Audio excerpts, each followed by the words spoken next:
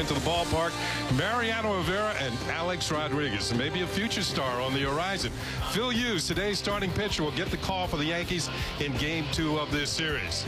And the YES Network presents New York Yankees baseball. This afternoon, it's the Yankees and the Kansas City Royals in Game 2 of a 3-game series here at the ballpark in the Bronx.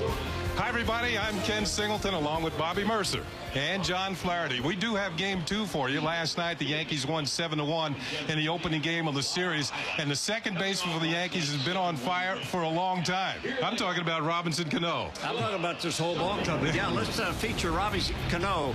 Cano's got his average up over 300 now after starting a very slow April and May. He's got 11 home runs for that home run last night. He also has put the ball in play up the middle. That is the strength of Robinson Cano, is to put the ball in play the opposite way.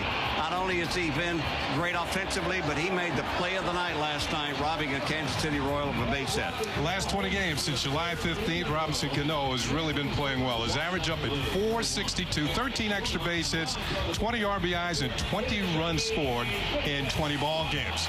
Well, let's talk about Phil Hughes, who's making the start for the Yankees today. This is his third Major League start. He's 1-1. He lost to Toronto and beat Texas, but they're expecting a lot from this young man, Flash. Well, they certainly are. I mean, obviously, last time, May 1st in Texas, he had the no-hitter going for 6+ innings. The Yankees love his stuff, a good changeup right there, the power curveball, a great strikeout pitch, but they also love the way he handles himself out on the mound. He's a pure #1 type pitcher. The Yankees happy to have him back. Now they feel good about the 5 starters that they have. There you saw the hamstring went on him. He made 5 rehab starts in the minor leagues. His legs are healthy, his arm is healthy, and the Yankees are happy to have him back. Here's our New York Lottery pitching matchup for this afternoon. Kyle Davies, recently acquired from the Atlanta Braves, will make his major American League debut this afternoon against the Yankees. And Phil Hughes, with a record of 1-1, gets the start for the Yankees this afternoon. Speaking of Phil Hughes, just 21 years old and making his first start since May the 1st.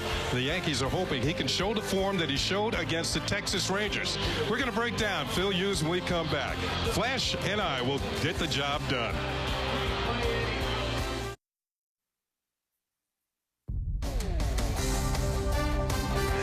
Back here at Yankee Stadium, the Yankees and the Royals getting ready for Game 2 of the series. There is the stadium in all its glory. Should be another big crowd on hand as the Yankees and the Royals look to do some business on a glorious day for baseball. Hi, everybody. I'm Ken Singleton along with John Flaherty. The legend, Bobby Mercer, will be joining us in just a moment. Let's talk a little bit about Phil Hughes, will be on the mound today for the first time since May the 1st. And Flash, what are the Yankees looking for from this youngster? Well, you know, obviously the last time they saw him in Texas on May 1st, he was throwing a no-hitter. But what you love about this graphic, only the 48 innings pitched. So the Yankees right now have a young, fresh arm for the last 2 months of the season. And the Yankees were projecting him to throw about 180 innings this year. So the innings pitched is not going to be a factor. They can run him out there probably on a 100 pitch count limit today. And it's almost like Brian Cashman went out and acquired a powerful arm at the trade deadline, although he was already in your system. Hughes has a good fastball, an excellent curveball, and an emerging changeup. So the Yankees are looking for good things from him this afternoon. We've got lineups, first pitch, and baseball coming up next right here on YES. New York Yankees baseball on YES is brought to you in part by Avis, the official rental car company of the Yankees. Infinity, who uses the power of design to create dynamic, beautiful automobiles. And by Halloween. In theaters everywhere, Friday, August 31st. Well, another warm one this afternoon here at the stadium. The Yankees and the Royals. We mentioned this is Game 2, and Phil Hughes on the hill, at least at the Major League level, for the first time since May the 1st in Texas. And he'll face this Royals starting lineup, as always presented by Rico. At the very top, it's going to be David DeJesus. Batting in the second spot, the veteran, Mark Gruzzolani. Since July the 17th, 448 with a home run and 9 runs batted in. That's been in 14 ball games. Back in the third slot this afternoon is Martin. He'll be in right field. Billy Butler, the young designated hitter, will bat fourth. Ross Glow will be at first base. Then comes another rookie, Alex Gordon, at third. Tony Pena will be at shortstop. Joey Gathright, the speedster, in left field. And Jason LaRue will get the start. He'll catch today and bat ninth. The Royal lineup, we're going to go to work against Phil Hughes, making his third start. The record of 1-1, the nice ERA. Not a whole lot of numbers there, but they're awfully impressive. The 11 strikeouts in the 10 innings, and he's had his 5 rehab starts. So we're going to take a look at our Land Rover pitcher scouting report. Welcome back. Hasn't pitched at the big league level in a few months. Made 5 rehab starts. Everything looks good. And the arm is fresh. The legs are healthy now. The hamstring problems behind him. The ankle problems behind him. He's got a fresh arm. And it's like Brian Cashman went out and made a late season acquisition. Now the Yankee rotation is locked and loaded for the last 2 months of this season. Let's check out the Yankees defensively behind Phil Hughes this afternoon. Defense and pitching go hand in hand. It's going to be the outfield from left to right. Matsui in left, Cabrera in center, Abreu in right, Rodriguez, Jeter, Cano, and Betemit making his first career start at first base. Wilson Betemit, recently acquired from the Dodgers. And it's going to be Jorge Posada catching, and of course Phil Hughes pitching. There is Wilson Betemit breaking into first baseman's glove, and usually plays short, second. He can play some third base as well, but this afternoon finds himself on the receiving end of the throws from the rest of the Yankee infielders. Just about ready to start the ball game. David DeJesus will lead it off, as he has been doing so well for these Kansas City Royals all season long. His average at .284, 5 home runs, 44 runs batted in. So welcome back to Phil Hughes. This will be his first start at the big league level and the first pitch since May the 1st in Texas. And it is in there for a tall strike.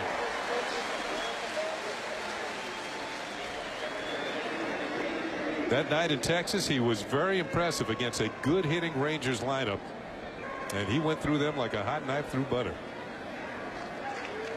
Curveball drops in for a strike. And today, speaking of hot, how about today's weather? I thought that rain last night would cool things off, but it hasn't. It's 87 degrees, well, maybe a little bit. Humidity at 55%, the wind at 8 miles per hour, and clear skies. That's the forecast. That's good. Here's the 0-2 pitch. And it's popped in the air, and this is going to reach the seats, and it's out of play. No balls and 2 strikes. 92-mile-an-hour fastball. Fans IO Digital Cable is the exclusive official HD sponsor for Yankees telecast on Yes. So Phil Hughes ahead on the count. No balls and 2 strikes. This is his first start ever against the Kansas City Royals. And just a little bit outside. It's a ball and 2 strikes. Umpiring crew this afternoon behind home plate is Jerry Meals. Adam Dowdy will be at first. Gary Darling, well, he's the crew chief. He's at second. Larry Poncino will be around at third. Another pitch fouled back by DeJesus. Yankees baseball is broadcast in Spanish. It's available by hitting the SAP button on your television. SAP is brought to you by Toyota, a smart way to keep moving forward. Well, the Royals getting a close look at Phil Hughes. They've never seen him before, maybe on tape, but that's about it, not in person. Here's the 1-2 pitch to DeJesus. Curveball hit on the ground to second for Robinson Cano. He's up on it, throws on the first, and DeJesus is retired for out number 1 in the game. Talked about Robbie's play last night, the play of the game, and I don't know that there's any second baseman that I can remember that can make the play like Robinson can, going to his right and throwing across his body. I asked Larry Boa about that today. I said, have you seen anybody? I figured Boa had seen somebody to be able to do this. This is the play we're talking about. He's almost at the shortstop position on the grass out there, but more importantly, how he throws across his body with his momentum going the opposite way and throws it hard and throws a strike. Even he had a little smile on his face after that play, and certainly I know Larry Boa had one, but he's the one that's been in charge of turning Robinson Cano into a possible Gold Glove second baseman. Speaking of a Gold Glove second baseman, he's at the plate. It's Mark Grudzielanek. He won the Gold Glove last year for the first time, and he's been swinging a pretty golden bat lately too. His average up at .309, 5 home runs, 37 runs batted in. Since coming off the knee surgery, he's hitting at .412. Here's a swing and a miss, and it's a ball and a strike on the veteran second baseman. So Grudzielanek, since coming off the DL, is 35 for 85.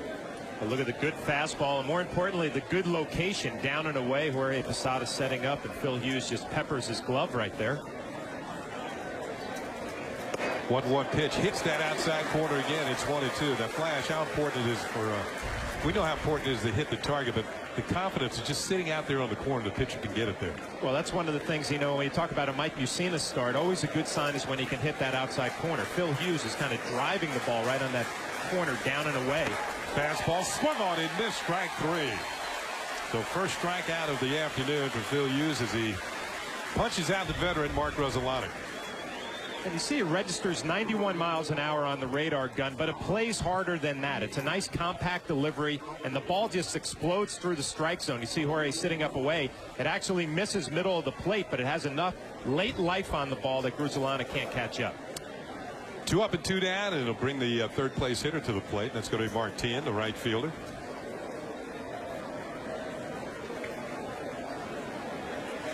And curveball drops in low for ball 1. Tien last year was the third baseman.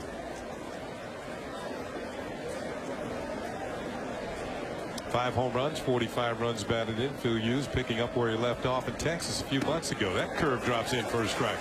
And Bobby, right away we see some of the weapons that Phil Hughes has. Good fastball. He can get his curveball over. We haven't seen a changeup yet, but that's the pitch he's starting to refine and to become a complete pitcher. Yeah, what do you do from a hitter standpoint? I mean, he is mixing all these pitches up, and he's throwing them for strikes. You can't just go in there and sit down and say, I'm going to use the fastball. I mean, he has got pinpoint control right now. This is what we saw in Texas on May the 1st, but he was pitching a no-hitter through 7th and 3rd. That last pitch was right to the glove of Jorge Posada. Jorge could have been blindfolded on that when the ball would have hit the glove. Here's the 1-2 pitch. And it's fouled off, spoiled by Tien. Another good pitch to the outside corner. One thing the Yankee organization does and does so well is that when there's an injury to one of their players, they don't usually bring them back to the big leagues until they are ready and 100% to go. Now, Hughes had a little bit of a setback because he twisted his ankle down there, so that probably cost him another 2 or 3 weeks. But Phil Hughes actually won the International League Player of the Week during his rehab. That's how good he was pitching. Another pitch spoiled by Tien, late on the fastball as he fouls it off. Should remind the fans that Phil Hughes is a #1 draft pick by the Yankees going back to 2004. Young man from Santa Ana, California. Into this season, his minor league record was 21-7 with an earned run average of 2.12. You can see why he was highly regarded by scouts all throughout baseball. 1-2 pitch just misses and the count evens up at 2 balls and 2 strikes. See Jorge setting up inside. This ball just doesn't quite get back to the corner. Jerry Meals doesn't like it. It runs back a little bit, but just doesn't get there. It's got to be quite a pleasure for Jorge Posada knowing you have multiple pitches you can go to any time for a strike. 2-2 pitch, little bouncer right back to Hughes. He fields it flawlessly, throws on the first, and it's a 1-2-3 inning. The Royals go in order without getting the ball out of the infield. Joe Torre, Rod Guidry, they have to be impressed, at least this far.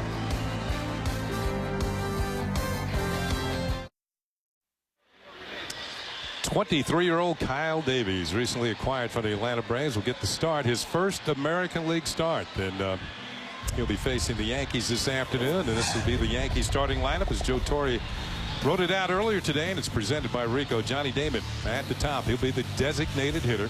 Derek Jeter will be at shortstop, batting second. Bobby Abreu, after a night off, back in the lineup, batting in the customary 3rd spot. Alex Rodriguez still looking for home run number 500. He'll be in the cleanup spot at 3rd. Hideki Matsui in left. Jorge Posada doing the catching. Robinson Cano at second base. Wilson Betemit for the first time at first base. And Melky Cabrera with a 9-game hitting streak. Hitting .405 during that streak. He'll be in center field. He'll bat 9th. Well, the Yankee lineup is going to go to work against a young right-hander, Kyle Davies. You see the numbers this year with the Atlanta Braves. 17 starts, the high ERA 5.76. Strikeouts not too bad, and the walks are up there too, 44 in 86 innings. So we'll look at our Land Rover pitcher scouting report. He gets a chance to make a first impression on the Kansas City Royals right here. And sometimes a change of scenery isn't the worst thing. Dayton Moore, the general manager of the Kansas City Royals, was with the Braves. He liked Davies and brings him over here to work with Bob McClure, the pitching coach. But his pitch count is always high, 17.4 per inning. First pitch to Johnny Damon leading off is in there for a called strike. So Kyle Davies with a good fastball, low to mid-90s. Decent curveball as well. There's another fastball, and this one's just inside. It's a ball and a strike. Damon last night had a couple of hits, scored a couple of runs, and also drove in a run as the Yankees won the first game of the series 7-1. 1-1 pitch, broken bat, and it's a foul ball towards the seats and out of play. Johnny's going to have to get a new piece of lumber. Let's check out the Royals on defense. Well, offensively for the Royals, Gathright with speed in left field, DeJesus in center field, Tien in right field, Glode, Rudzelanic, Pena, Gordon around the horn, and Jason LaRue gets the starting assignment behind the home plate. There is Grzelcyk. We mentioned that he did win the Gold Glove last year in the American League, veteran second baseman. Maybe his range has been cut down somewhat because of a couple of knee surgeries recently. Damon takes a pitch inside. Count levels off at 2 balls and 2 strikes. Johnny's got a 4-game hitting streak as he steps in. He's got his average up over the 250 mark at 256, so he's been moving in the right direction of late. Getting on base, scoring some runs. Next pitch, and there's a full count. If you're Dayton Moore, the general manager of the Kansas City Royals, you made this trade because you like this young right-hander's stuff, and you're hoping that he comes over here and maybe a change of scenery, a new pitching coach, he might be able to figure it out. Throws hard, throws all 4 pitches. Payoff pitch to Damon is fouled off. He spoils another one. That trade, by the way, that Flash was talking about, Davies came over to the Kansas City Royals in exchange for Octavio Dotel, who was the Braves are looking to shore up their bullpen as they make the run for the title in the National League Eastern Division, trying to run down the Mets, stay ahead of the Phillies. Once again, the 3-2 pitch to Johnny Damon, and he lines another one foul. This is Johnny Damon at his best, making a pitcher work.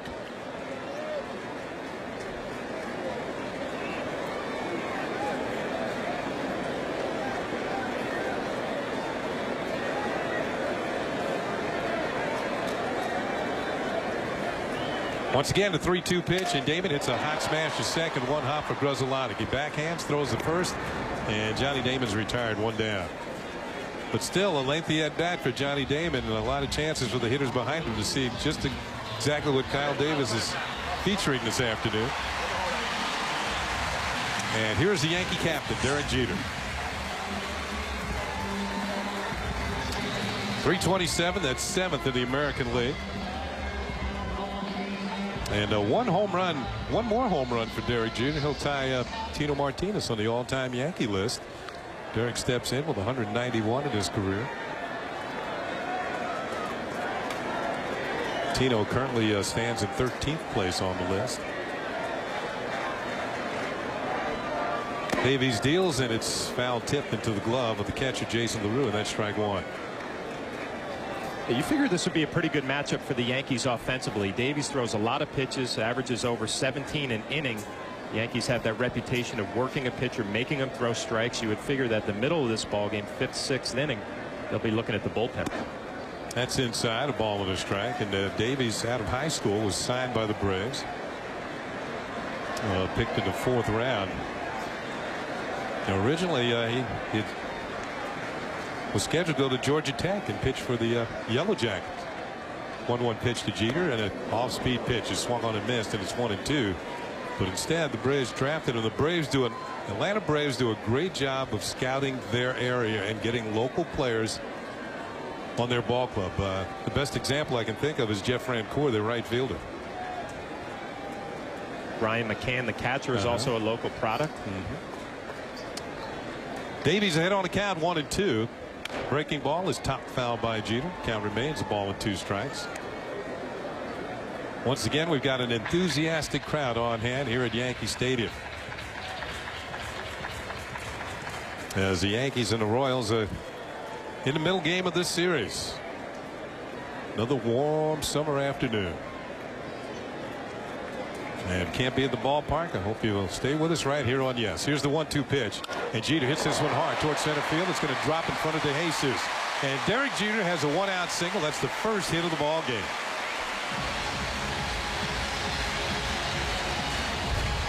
Well, Derek Jeter around the batting cage today telling me that he just didn't feel 100% comfortable, but Davies makes a mistake right here with a fastball when he gets ahead in the count.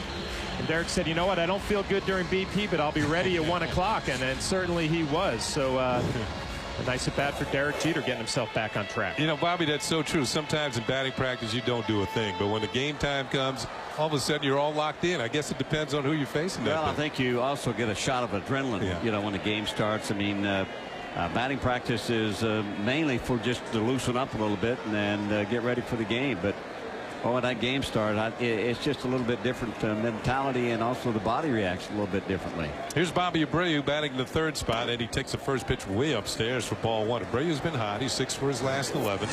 It's on this homestand. And he's also driven in 15 runs in his last 11 games. He's got 10 home runs, 66 runs batted in on the season. So Kyle Davies, his first start with the Kansas City Royals. His career in the National League, 14-21. Next pitch, and that misses. 2 balls and no strikes. He thought he had a strike on that one.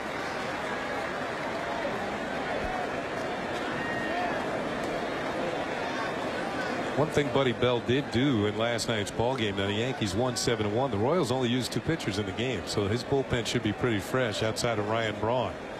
Here's the Royals manager, Buddy Bell. That pitch is low, and it's 3 balls and no strikes on Abreu. On deck, Alex Rodriguez.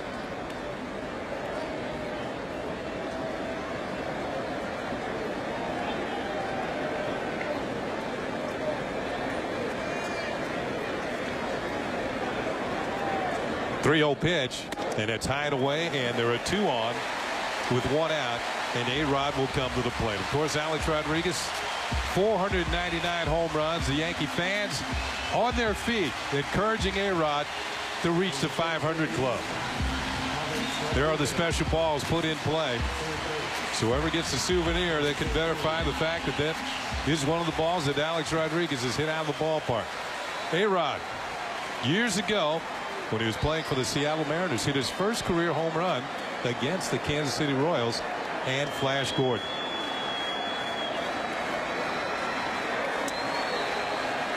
Looked like a breaking ball that didn't have the bite that Flash usually has, and that was back in 1995. Number 1. Now he stands at 499 as he steps in against Kyle Davies with 2 on and 1 out here in the bottom of the first inning. A-Rod did drive in a run last night, sacrifice fly. He also had a double. The RBI was his 105th of the season. But the fans want today to be the day that he reaches the 500 home run club. First pitch is hit high in the air, deep to left field. If this is fair, it could be. It is number 500 for Alex Rodriguez. Puts the Yankees in front.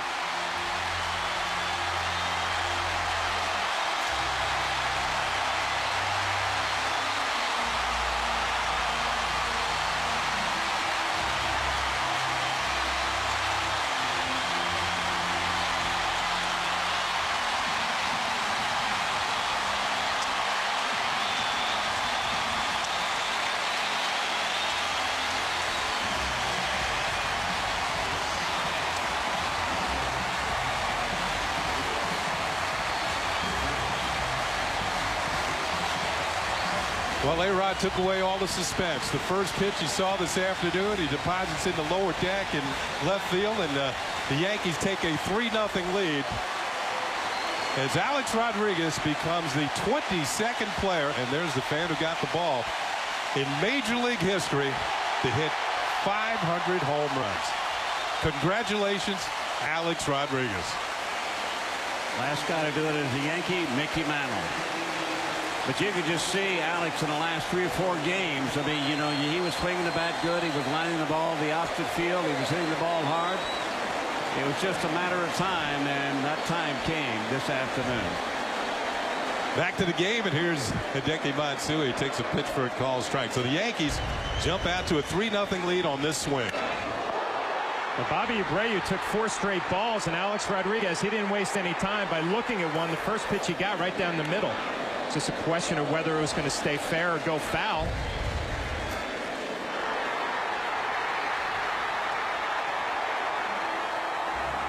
Oh, by the way, that was home run number 36 this season.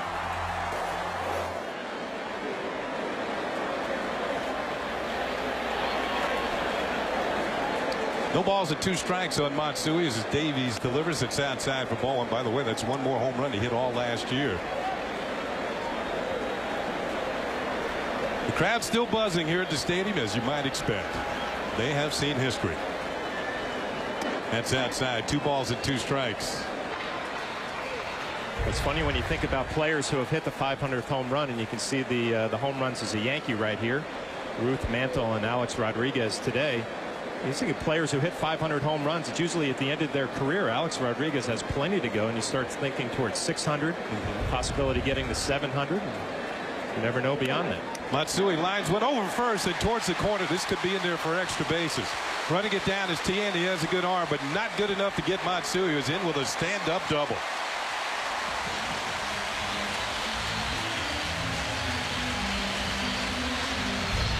Take another look at the Alex Rodriguez home run, number 500. Davies trying to sneak a fastball inside, and number 500 now, and that put the Yankees ahead 3-0. And boy, right, you could just see the relief and A-Rod's face and the smile on all of his teammates. And there'd been so much pressure, you know, each and every day. When are you going to hit the home run? When are you going to hit the home run? And he knew it was going to come soon. He just couldn't predict when. How many times you see a home run right after a walk, too? 4 straight pitches out of the zone. Flash, you made a good analogy there, because usually pitchers trying to reestablish the strike zone. He threw one right down the middle, and Alex was waiting. Youngest player ever to get the 500 home runs. But really the question was, Alex, who had never faced Davies, was he going to take a look at the first pitch and then go to work after that? The 4 straight to Bobby Abreu. He went up there looking for a fastball, and he got it and was able to drive it out of here. So his first against the Royals and his 500th against Kansas City. And he becomes the second Yankee to hit the 500th here at Yankee Stadium. Mickey Mantle did it. As Posada steps in, takes a pitch for a strike. Jorge with a 5-game hitting streak. Well, you could hear as that ball was in the air, the crowd, just the crescendo of the roar, just going higher and higher until they knew it was a fair ball and into the seats. Then all heck broke loose. Posada takes a pitch for a called strike, and it's 1-1. And I know A-Rod wanted to do it here at Yankee Stadium. He wanted to do it in front of his home team crowd, and he was pressing to do that after tomorrow's game. The Yankees headed off to Toronto. But great for Yankee Stadium, great for the history of this ball club and the franchise, for him to get it here at Yankee Stadium. Little bouncer towards second. Grzelcyk on the back end, throws across the body, picks up out number 2. On the play, Matsui will move to third. Let's take another look at this home run. A-Rod just trying to make sure if it stays fair, and now he realizes 500 is in the books, along with his Yankee teammates. We're saying about 10 yards fair. Good 10-15 yards fair. And Alex knew he hit it well enough. He just didn't know if it was going to hook foul or stay fair. And obviously it does stay fair. And from his batting practice today, they're all line drives. And then you get in the game first swing, he drives it out of here. So see the excitement from Alex Rodriguez. Shelly Duncan says, well, you got 100 times more home runs than me. 495 more for Shelly. Cano hits one well. The right center field. DeJesus on the run, and this one is up against the wall. Matsui scores. Cano turns at second. He's headed for third, and he slides in with a triple as the Yankees take a 4-0 lead.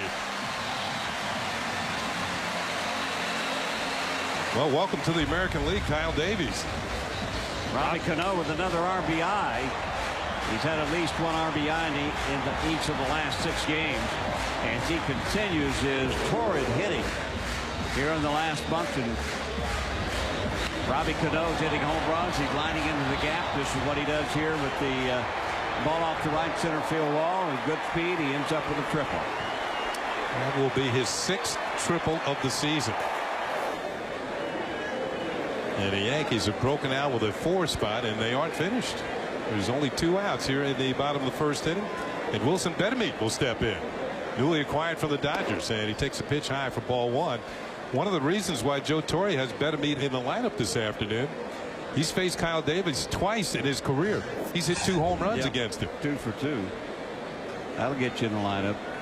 That's what Betemit has done with the Dodgers this season. And he takes a pitch and it's low, and it's 2 balls and no strikes.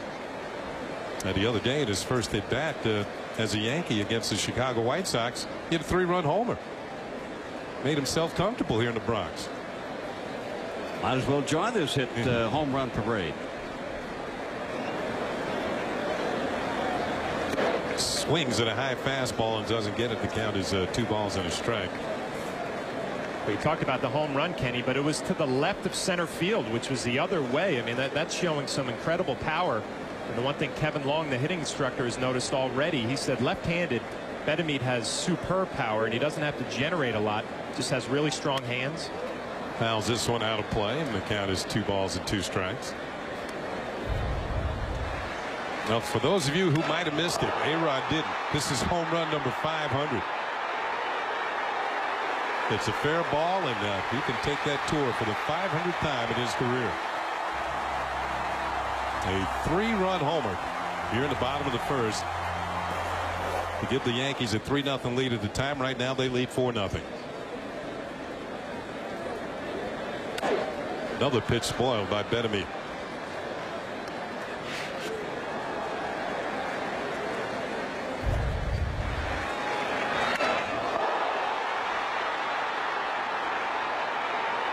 You can see home plate umpire Jerry Meals.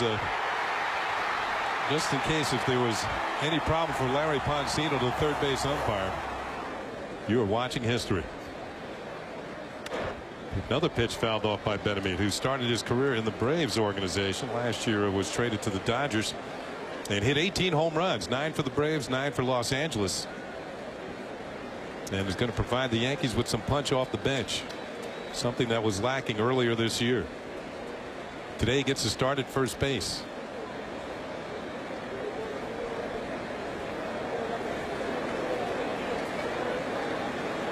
That is called strike 3 as Davies picks up his first American League strikeout. But history this afternoon at Yankee Stadium provided by Alex Rodriguez. His first swing of the afternoon on the first pitch that he saw is home run number 500. You're watching history here on Yes.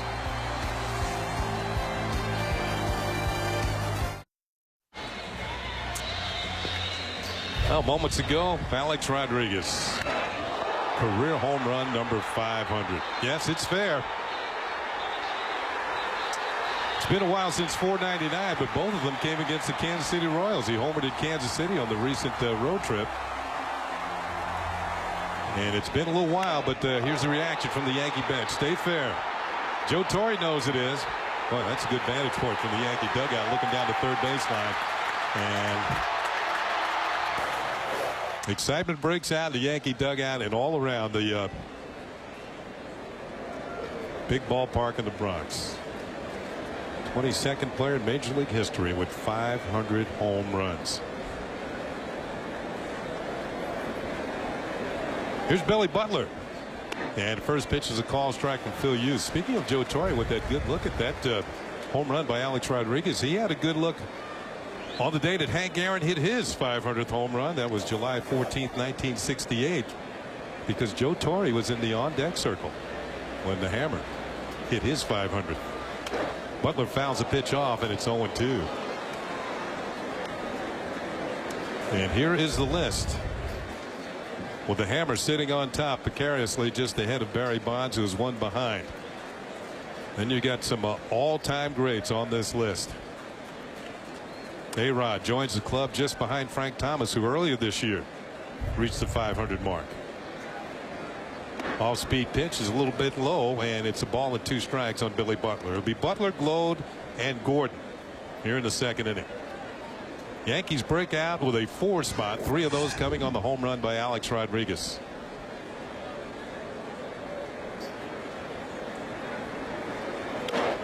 Pitch is looped foul and out of play. Phil Hughes probably saying, you know, I kind of like this here. You know, the last time that I was pitching for the Yankees back in May, they were having trouble scoring runs. The offense was not doing well. The pitching staff was in flux, and now he's back here. The Yankee offense is hot as anybody in baseball. Put you a 4 spot on the bottom of the first inning. That'll let you relax a little bit. Posada takes a jolt. Foul ball off the mask, and it's 1-2. That game on May the 1st, where Hughes was pitching, the Yankees won that game by a score of 10-1. And he left that game leading 9-0. Well, that hamstring injury hit him in the left leg and pitches high for a ball. It's 2-2.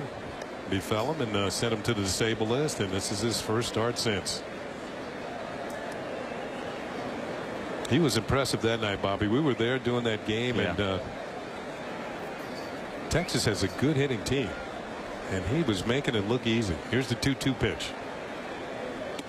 Just off the corner. The count is run full at 3-2. One thing you like is poise. You like his compact delivery, which he can repeat time and time again. He kind of reminds me of the Rocket in his delivery. I don't know if you get that impression, Flash. Well, the one thing that I like about his delivery, it's so compact, like you said, Kenny, and the ball just jumps on you. 3-2 pitch, and it moves inside, ball 4. So a leadoff walk to Billy Butler. He's aboard. It always amazes me. I mean, a guy like Phil Hughes, he's throwing 90, 92, 93, and you know the ball just explodes by the hitters. Roger Clemens pitching in that same category right now, about a 90-mile-an-hour fastball. But with his mechanics, he hides the ball so well that it has that late life, as opposed to somebody, let's say a Kyle Farnsworth, who throws 97, 98, but you see the ball so well out of his hand. Phil Hughes has a compact, deceptive delivery and some off-speed pitches to complement that fastball. Here's his first attempt out of the stretch this afternoon, as he'll face Ross Glow, the first baseman. 1 on, nobody out. Yankees up 4-0. We're in the second. His first pitch is in there for a call strike to Glow. Yeah, when you're talking from a hitter standpoint, when you talk about that late life as compared to just like a straight fastball, the straight fastball is what it is. It's straight. The late life is it's got a little movement, you know, in the strike zone, and it just sort of zips by you or gets on top of you a little quicker. Like that. Swung on and missed, and it's 0-2. And it's a 91-mile-an-hour fastball. And for major league hitters, you see a little movement away right there, like you said, Bobby. But for major league hitters, that doesn't even concern you when you see 90, 91 register on the board. But when you get up there, it just plays a little bit different. It feels like 95, 96. If it's straight, you know, the 95-mile-an-hour fastball, if it's straight, I don't think it bothers too many major league hitters because they're able to crank up their swing in order to catch up with that kind of fastball. I think in terms that you guys would certainly respect, it's like a 5-foot putt on flat ground as opposed to the one's got some break to right. it. Which one is different? Which one's tougher? 1-2 the count on Glow. Posada thought it was strike 3, didn't get the call, and the count is 2-2. You know, Posada didn't get the call right there, but you know, if you're Phil Hughes and you see he has a couple of words for Jerry Meals behind the plate, it looks like it's off the plate a little bit. But if you're Phil Hughes and Posada, you just got to stick with it, because if you keep hitting that spot, eventually the umpire is going to give you some of those corners later on in the ball game. 2 balls and 2 strikes on Glow. He's been one of the hotter hitters for the Royals of late. Takes call, strike 3. That one had the plate. Second strikeout for Phil Hughes. There's 1 out now here in the second. It's a majority fastball so far from Phil Hughes. This ball has a little movement back over the plate. Well, the one thing we've noticed so far, he's establishing number 1, the fastball, mixing in some off-speed pitches. You would assume the second and third time around you might see some more changeups, some more curveballs, but right now he's going with number 1. Rookie third baseman Alex Gordon, who's been on the upswing since the beginning of the season. Off-speed pitch, nicely in there for a call strike. Good changeup. Gordon, the last 10 games, hitting at .333. First round draft pick back in 2005, and they projected just about by everybody throughout baseball to become one of the stars of the game.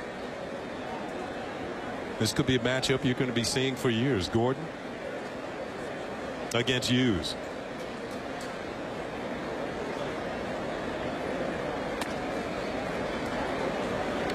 And the one thing we saw from Gordon last night, the ability to drive the ball the other way, get it in the air. He hit a double to the left center field gap. It looks like a natural stroke for him. pay attention if the Yankees make some adjustments today after seeing his swings last night.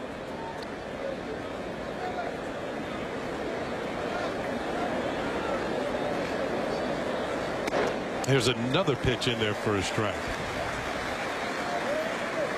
And it looks like he got serious after that leadoff walk. 1-2 on Gordon. It'll be interesting to get Roger Clemens' take on the outing by Phil Hughes today. Rocket could give you one of those birthday scouting reports. It's his birthday. Pitch is fouled back just to our left. The Rocket 45 years old today. And you can always tell everybody in the future when his birthday comes around, hey, that's the same day A-Rod hit his 500th home run. And I was there. Didn't give it up, but I was there. Here's the 1-2 pitch to Gordon, and he swings and misses. Strike 3. After the walk, successive strikeouts have glowed in Gordon. That'll bring up Tony Pena Jr. 3 strikeouts now for Phil Hughes. Late movement we were talking about there, and he just absolutely throws that ball by Gordon with a couple of strikes. Low, knee high, outside. You know, we talked about this being like a late season trade or acquisition for the Yankees. And I wonder how many times in the past that when Brian Cashman, the Yankee GM, did talk trade, other teams mentioned Phil Hughes. Every time. And then all of a sudden the line went dead. Tony Pena Jr. takes a pitch inside for a ball. And well, from what I've seen, the few times that I've seen Hughes pitch, there's no reason to give him up.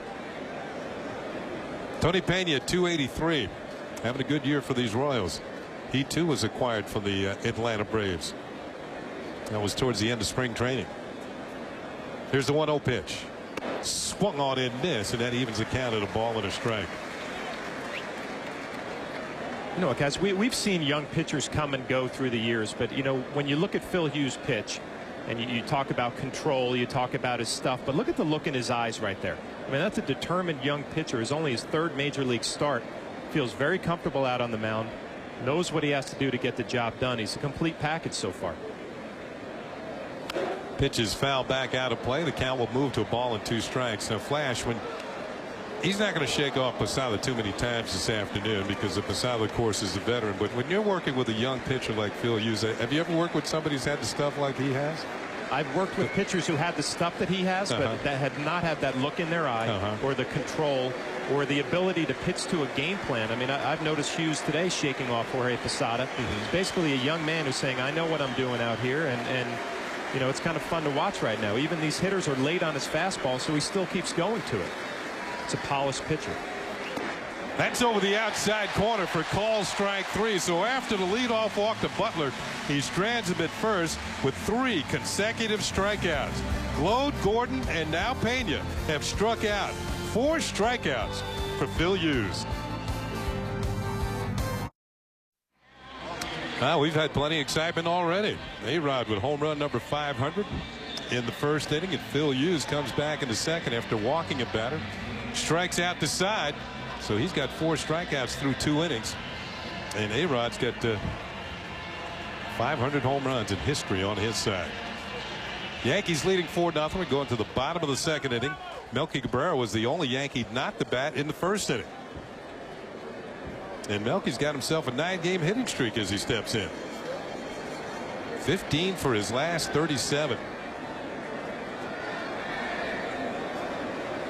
Davies delivers, and first pitch is over the outside corner for a call strike. It'll be Cabrera, Damon, and Jeter for the Yankees here in the second inning. Off-speed pitch is rolled foul beyond the Yankee dugout. The count is 0-2. Today's closed captioning is brought to you by your New York, New Jersey, and Connecticut Lexus dealers.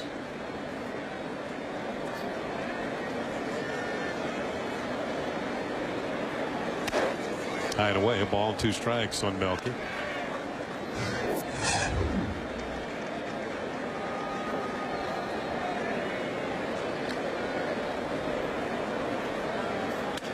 Melky hits one in the air to left field.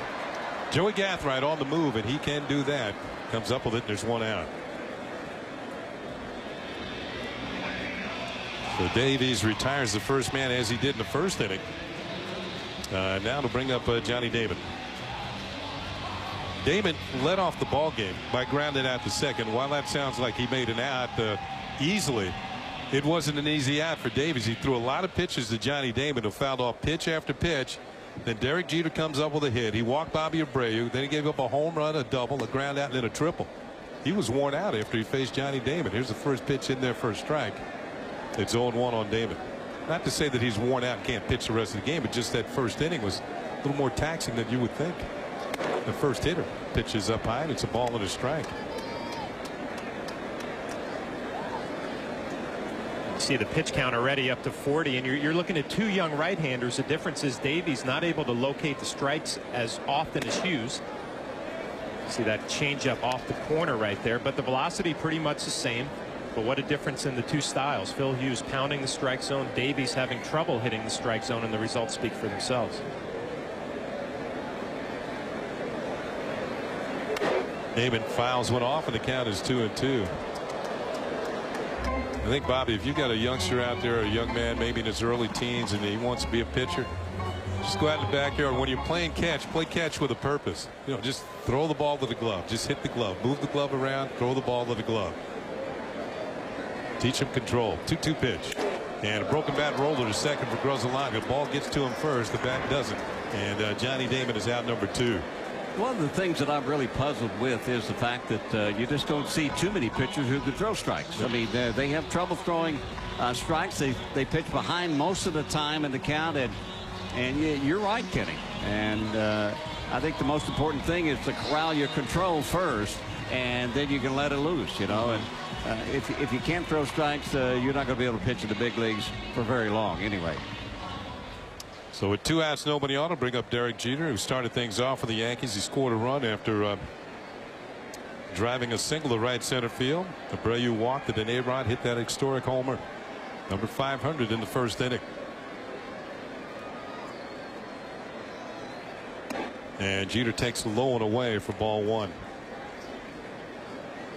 I'm sure if you're Buddy Bell, the manager, and Bob McClure, the pitching coach for the Kansas City Royals, you're probably just letting Davis go out there and do his thing, you know, and kind of evaluate after what he needs to work on. And obviously what we're seeing so far in this game is the ability to throw strikes. But, you know, they're probably just letting this kid do what he does. They'll evaluate it, and then between starts, you start working on some things that you want him to change. Probably mechanically, there are a few issues that they want to clean up and get him to throw more strikes. That pitch is low for a ball. See the difference in the trade for the Braves and the Royals. The Braves are trading for right now. They needed somebody to help them out, try and win the division. The Royals are making a trade for the future, getting a strong arm that maybe they can develop into a winning type major league pitcher in Davies. That pitch is in there for a strike, and it's 3-1 to Jeter. So that's what both teams are trying to get out of this. And of course Dayton Moore, the GM of the Kansas City Royals, knows the Braves system very well. He was an assistant to John Sherholtz, a longtime Braves GM. 3-1 pitch. Jeter hits it hard. Gruzzalani can't get to it. Jeter has his second hit. He's 2 for 2 this afternoon, and he's aboard with 2 outs. Well, 2 at-bats and 2 base hits for Derek Jeter. He did it a little differently in each at-bat. He was behind in the count his first at-bat. Got a mistake from Davies and got a base hit here. He got ahead in the count, 3-1. Gets a fastball out over and just able to drive it past the diving Mark Gruzzalani. Not bad for a guy that wasn't feeling well at batting practice. Well, he called it, though, Bob. He said, I'll be ready at 1 o'clock. And he certainly was. Proved that. Yep. Gee, if you had all the hits that you had in batting practice in your career, everybody'd be going to the Hall of Fame. The standards would be a little bit higher, probably. Here's Bobby Abreu. 10,000 hits in your career. Yeah. Abreu drew a walk in front of the home run by A-Rod, and the first pitch is inside for ball 1. Abreu has not seen a strike yet today. That's 5 straight pitches out of the strike zone for him.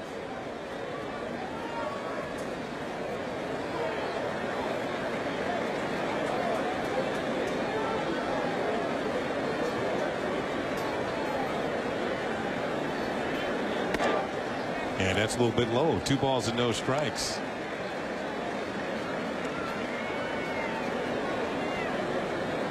Davies falls behind once again. Remember, this is his American League debut, and he makes it at Yankee Stadium. Although he has pitched against American League clubs in interleague play, where he didn't do so well. He was 0-3 against American League teams. Pitch is fouled back. Abreu gets his first swing of the afternoon. The count is 2 balls and a strike. Well, eventually he's going to figure out it doesn't matter if it's National League or American League. If you pitch behind in the count and you have a fastball that's in the low 90s, there's going to be some damage done out there. Just missing the strike zone with the first 2 pitches to Bobby Abreu. He had a good cut right there and just fouled it off.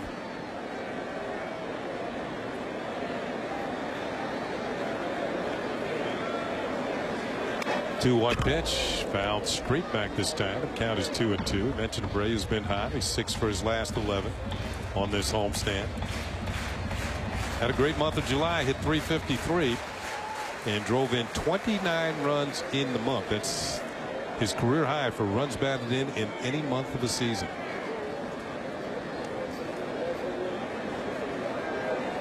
The weather got hot, and so did Bobby Abreu.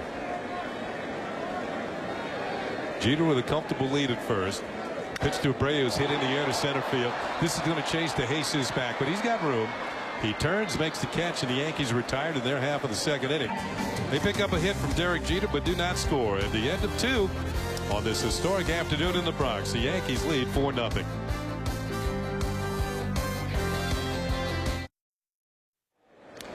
Well, fans, let's take a look at the JR Music and Computer World upcoming schedule. Tomorrow, right back here on Yes, the Yankees take on the Royals in the finale of this 3-game series. That's before the Yankees hit the road. They'll play in Toronto. Remember that it's an afternoon game on Monday at Rogers Center, followed by night games on Tuesday and Wednesday. All 3 of those games on Yes and in high definition where available. Here come the Royals in the 3rd inning. Joey Gathright. Got to be aware of the bunt when he comes to the plate. And he takes the first pitch from Phil Hughes, and it's in there for a strike. Gathright recently recalled from the minor leagues. Takes over in left field. The injury to the veteran Reggie Sanders. Pitch is foul, hit down the left field line, and a long run for Matsui, and this is going to be a fair ball. Gathright with great speed is the second. He turns at second and will slam on the brakes, and it's a leadoff double. Matsui is acting like he thought it was foul because the way he reacted to that ball down the left field line, he didn't immediately pounce on the ball until he saw the umpire make a fair call, and we'll take a look at it. Fair or foul? And Matsui thought that it was outside the line in the foul territory, but and watch his reaction. See, he's still looking back to where the ball hit, and he finally looks back at the umpire and then chases the ball down in left field. He thought it was foul all the way. Well, it was barely fair if it hit the chalk. Yeah, it was just barely fair. I'll tell you what you look for. You look for some chalk to pop up in the air, but we didn't see any. That's Larry Poncino, the third base umpire, who was in charge of making that call. Meanwhile, Gathright, with his speed, I thought he should have been on third base, let alone second. I think he thought it was going to slice foul as well. Pitch gets away from Posada, and Gathright will get to third base. Well, your first thought obviously is a cross-up with the first runner at second base. Take a look at the ball again, and if it does, like you said, Kenny, hit a little bit of chalk, you thought you might see some of it fly up. Hideki Matsui obviously thought it was foul. That is scored as a wild pitch, and that will move Gathright to third base. So he's at third with nobody out, and the hitter is Jason LaRue, the catcher.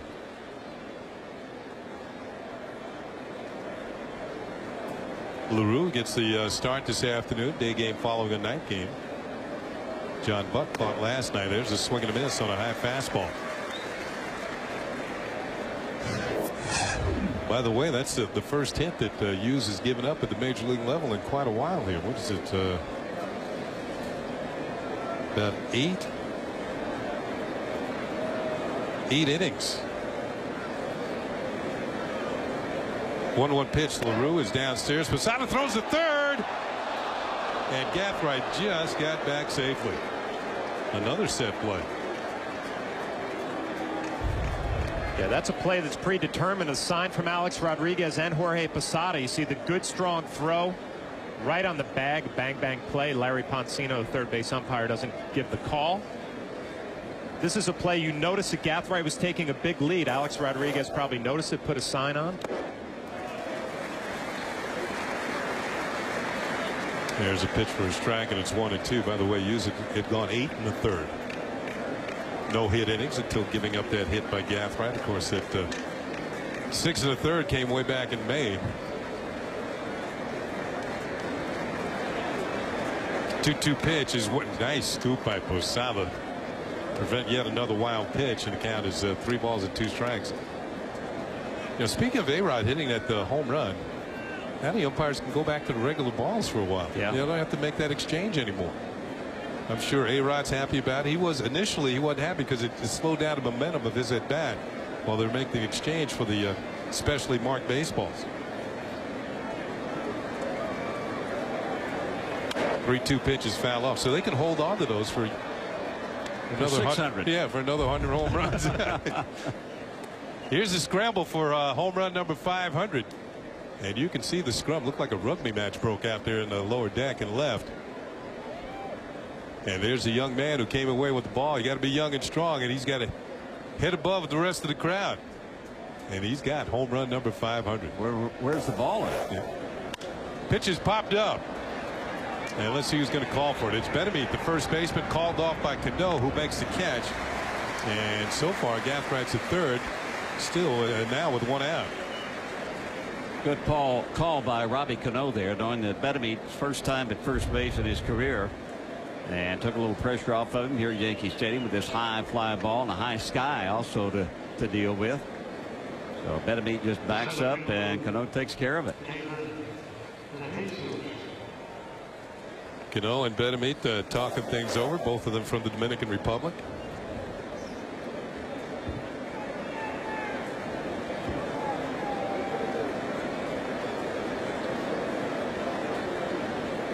Now back to the top of the order, and David DeJesus, who takes a curve and it drops in for a strike. Might have been a straight change. DeJesus led off the ball game by grounding the second.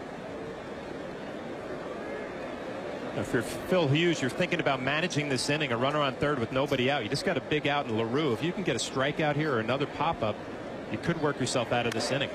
Line drive to center field. Well, the Royals will score as Gathright will trot home with the first run of the afternoon for Kansas City. And DeJesus with the base hit now has a 13-game hitting streak. He is 19 for his last 48, doing the job out of the leadoff spot. A first pitch strike was an off-speed pitch, and there a fastball just up out over the plate, and the base hit by DeJesus. And you're thinking that run is probably going to score anyway, but you would have traded an out for that run. Fortunately for the Yankees and Phil Hughes, it was a base hit.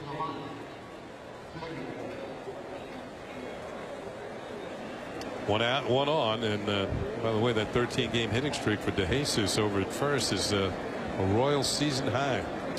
Here's Grzelcyk.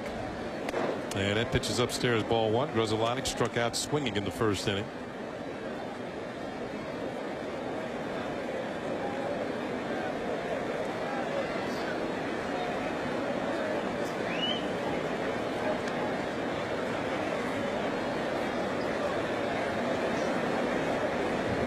The Yankees looking for a double play ball to get out of this inning.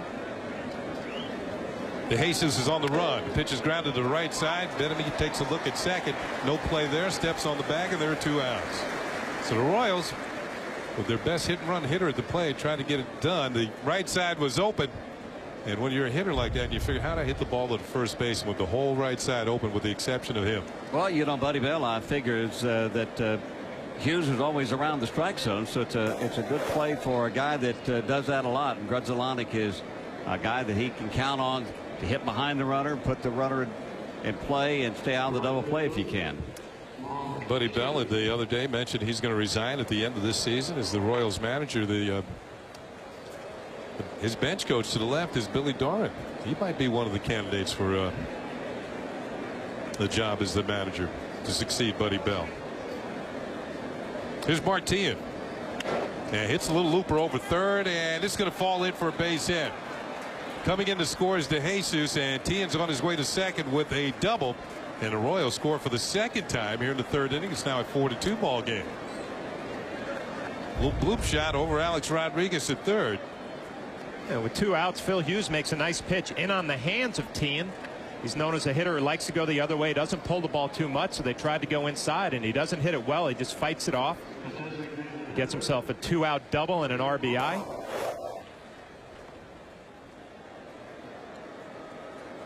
So Tien with his 21st double of the year.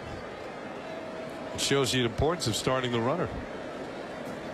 That might have been an inning-ending double play. Instead, the Royals get a runner at second with 2 outs and cash in as Billy Butler comes to the plate. The curveball's outside for ball 1.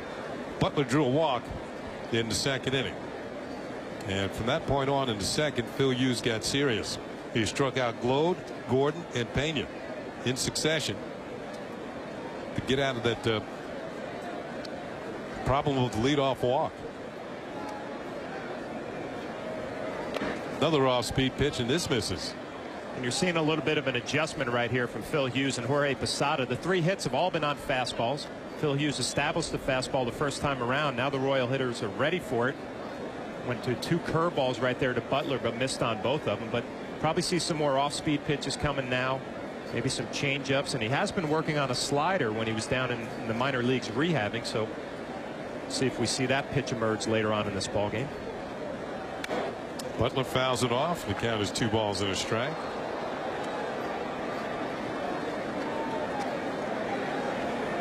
Also, it's the second time through the lineup, you know, for Kansas City, and they have never faced Phil Hughes before, so they get a good look at him first time around, get some sort of an idea of what he throws, how the fastball is moving, how the curveball is breaking, etc. And now they're making some adjustments to that.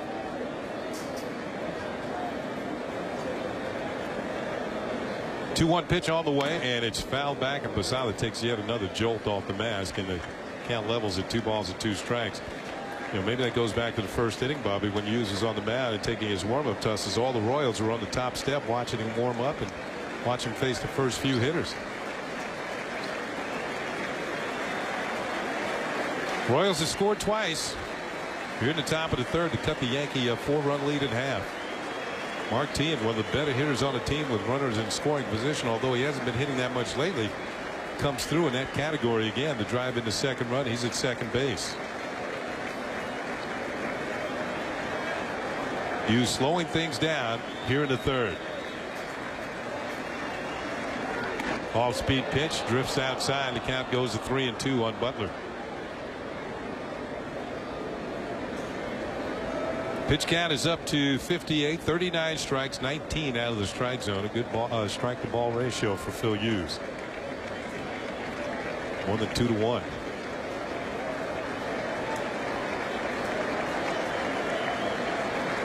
Tien takes his lead at second with 2 down. Here's the payoff pitch to Butler. Curveball, bouncing ball right back to Hughes, who snares it. Flips it on to Benavides at first, and the Royals are done, but they score a couple of runs.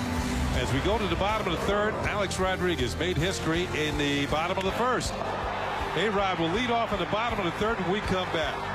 Can he get 501?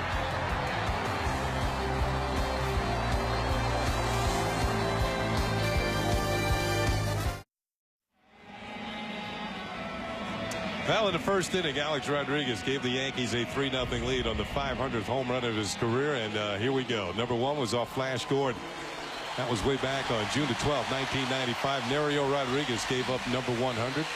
John Garland of the Chicago White Sox still dealing, but he gave up number 200 in 2001. Ramon Ortiz gave up number 300, and so on and so forth down the list.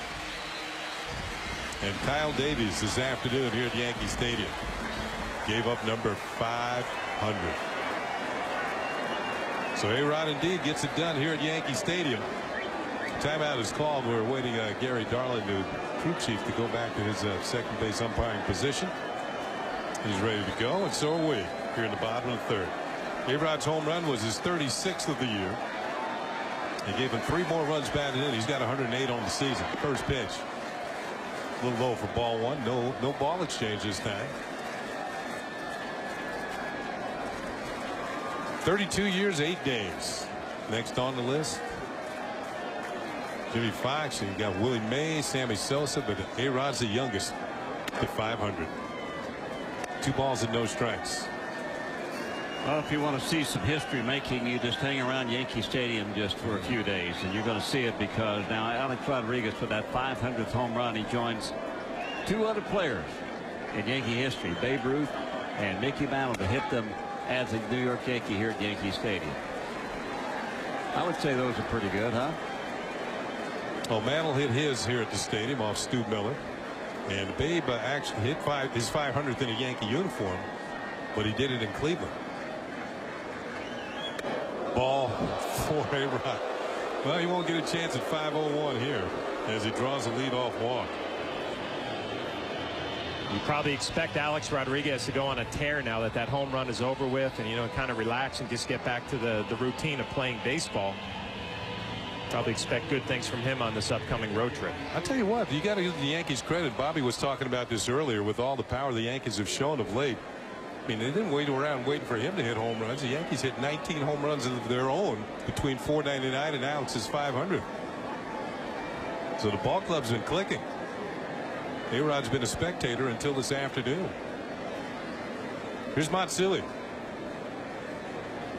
And he had a good swing and fouled it back. Hideki Matsui has been one of the hot Yankees. He doubled in the first inning following the home run by Alex Rodriguez. That's a good point, how the offense has been rolling. And, you know, I talked to Kevin Long today. I said, you have to be the happiest guy at Yankee Stadium, the way your guys are swinging the bats. He actually said, you know what, Derek Jeter's not locked in, and I'm not happy until they're all locked in. And then Derek goes out there and gets 2 hits today. So Kevin Long should be a happy camper. Toss over the first. By the way, a milestone, maybe not of the magnitude for Alex Rodriguez, but Hideki Matsui's next home run will be his 100th as a Yankee.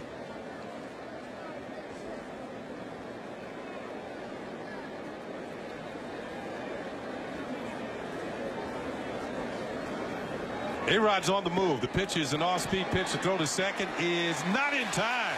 He's in there with a stolen base. So A-Rod showing more than just the power. Now the speed.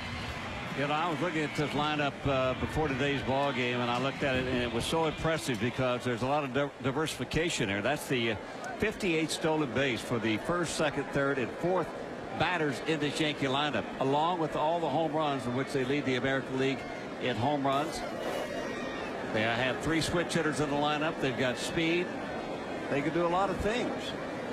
That was stolen base number 13 for A-Rod. He's only been caught twice. A pitch to Matsui gets away from LaRue, and A-Rod hesitated, and rather than take off and not be sure there's nobody out, he holds at second.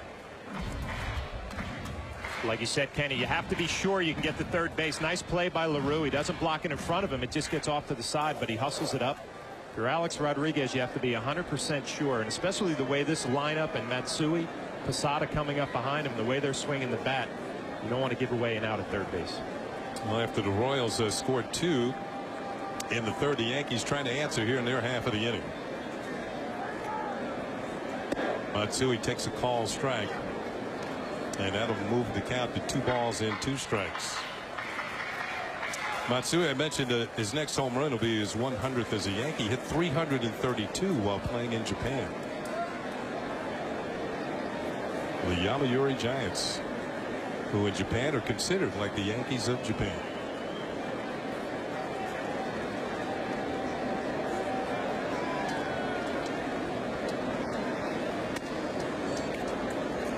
Full count now on Hideki Matsui.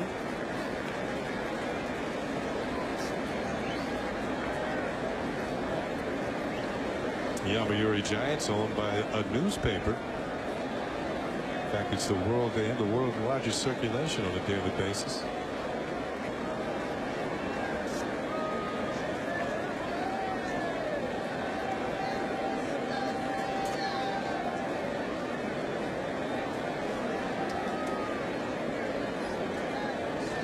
Three-two pitch, and Matsui fouls it off. I can recall going to play on a tour in Japan. It wasn't the one that I was on with you, Bobby, but the Orioles actually went over there as a team, and the Giants at the time played in an outdoor stadium. Now they have the Tokyo Dome, which is a beautiful indoor facility. But I can recall Mike Flanagan, who is now the GM, one of the co-GMs of the Orioles, saying, marveling at the Giants attendance, which was over 3 million. He said it's easy to draw 3 million when you got 8 million people live within 4 blocks of the stadium. Pitch to Matsui is fouled back. Of course, Tokyo, a huge metropolis. And the Yomiuri Giants are the Tokyo Giants, the most popular team. Ironic as it is, when we were over there back in 79 or 80, I think it was. 79, bro. Yeah, and Shakey's, they had a Shakey's downtown Tokyo. And so we decided to go into Shakey's, you know, for a pizza, you know, a little American pizza. Right into my next door neighbor. I swear to you. Yeah. Can you believe that? Downtown Tokyo. Talk about all those people. That pitch is inside, and second straight walk is inning. Doled out by Davies. He thought he had a strike. Tomorrow's starting pitchers brought to you by Verizon Fios. Make the switch to Verizon Fios, TV, internet, and phone. Gil Mesh was the #1 pitcher for these Royals. He'll get to start tomorrow afternoon. He'll face off against the Moose, Mike Messina. And our coverage begins at noon right here on Yes. Good pitching matchup. They spent a lot of money on bringing Gil Mesh over to the Kansas City Royals as they try to revamp their starting rotation this year. So back-to-back walks as Davies in a bit of a jam here as Posada comes up. Jorge grounded out to second. He's 0 for 1 on the afternoon. He's got a 5-game hitting streak on the line today. And the first pitch hits the outside corner for a called strike. No, we talked about how hot the Yankees have been, and Posada's right in the middle of it. He's had himself a tremendous season, hitting at .342, hitting well from both sides of the plate. Got 31 doubles, places him in the top 5 in the American League in that category. He's up with 2 on and nobody out. Swings here and fouls it straight back, and the count goes 0-2. Made a good pass in that one.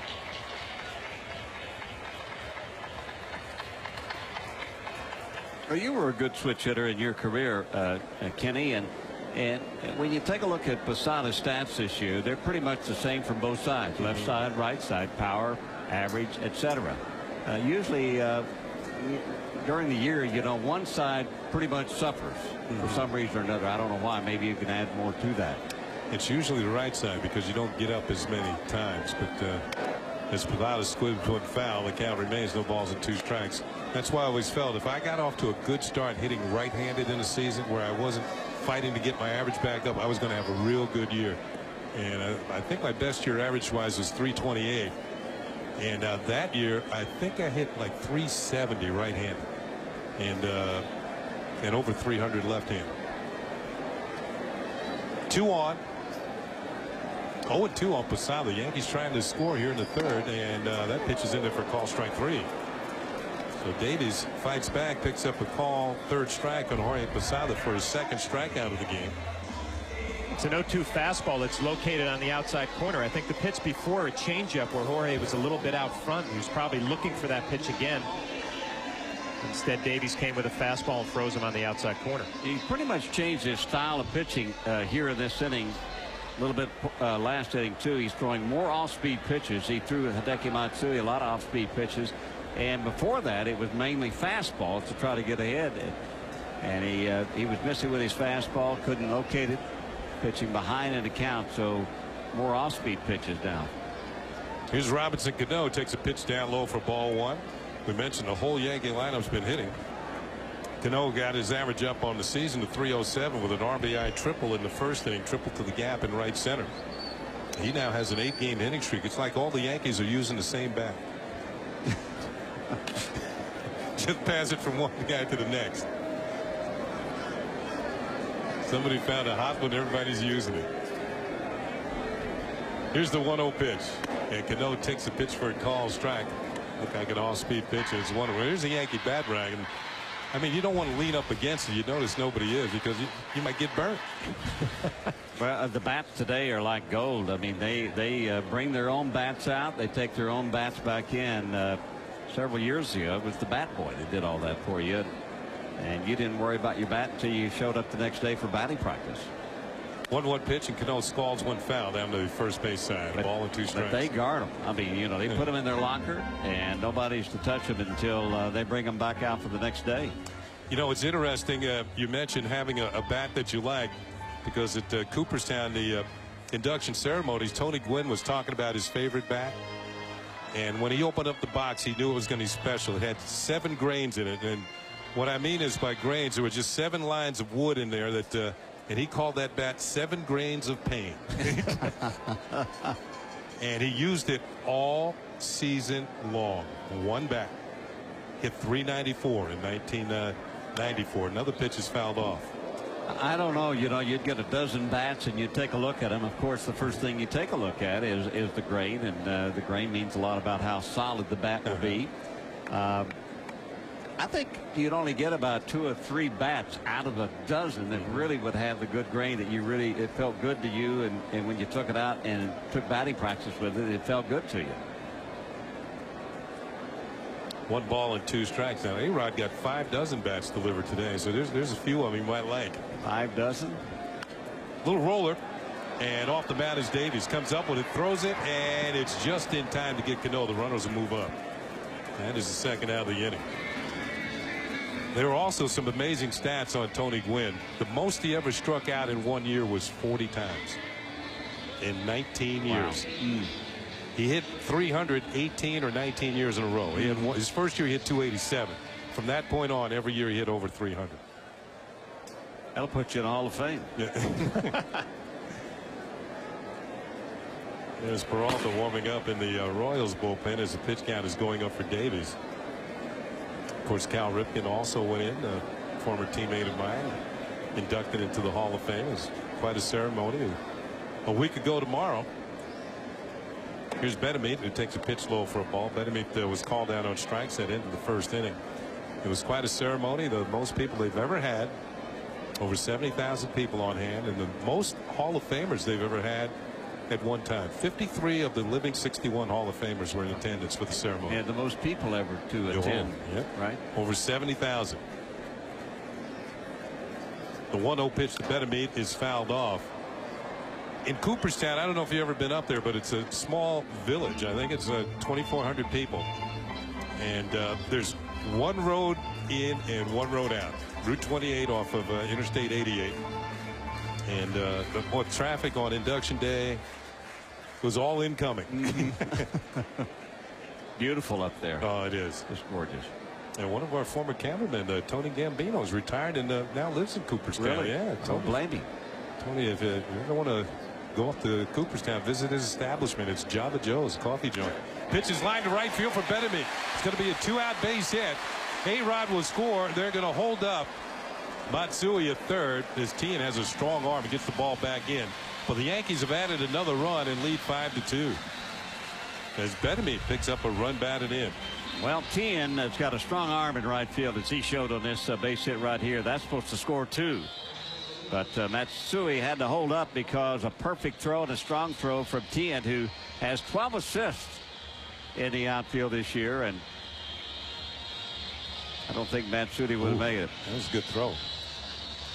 You've got to remember, Tien's a former third baseman, so he does have a strong arm, but he unleashes one here.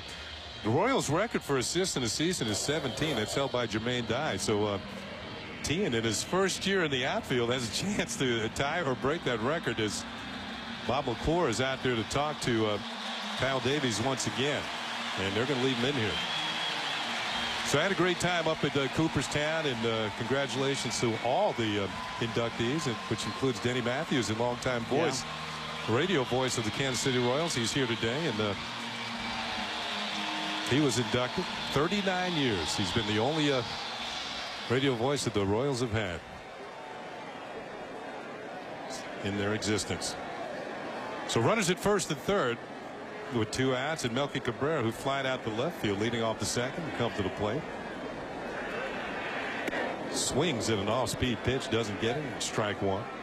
I really enjoyed your piece with the telecast here at the S Network. The Yankee game was on, and you called in. You had a live update on what was happening at Cooperstown. I thought that was really a wonderful piece to be there. And And, you know, Cal inviting you to come up there. I know it was a very special day, not only for Cal, but also for you, too, Kenny. That's a pitch in there for a strike. If they only knew what I had to go through to get that call through, because, you know, in Cooperstown, cell phones didn't work in all the areas, and I was trying on my cell phone. It wouldn't get through, so I had to go into a Comcast truck, and they let me use the hard line to make the phone call, which was very nice of them. Of course, we have a lot of Comcast affiliates on Yes.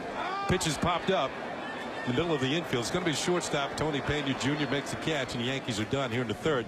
But the Yankees do score a run on an RBI single by newly acquired Wilson Bettamy at the end of 3. The Yankees lead 5-2. Fourth inning, time for our Aflac trivia question, and it includes Alex Rodriguez. And the question goes like this: as Alex watches home run number 500 disappear into the seats, A-Rod and Mickey Mantle are 2 of the 3 players who hit their 500th home run in New York City. Who is the other player? We'll have the answer for you in the bottom half of the inning. Is the first pitch here at the top of the 4th is fouled off by Ross Gload. Gload was a strikeout victim. Called out on strikes in the 2nd inning.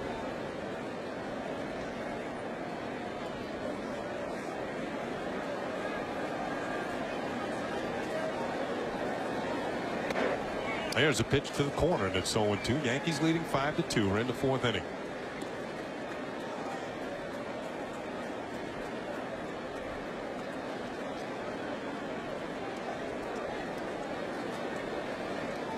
Gload behind on the count, no balls and 2 strikes, and he swings lines wide, and it might have got a piece of the glove of Phil Hughes, but the ball carries on into center field for a base hit. So a leadoff single for Ross Gload.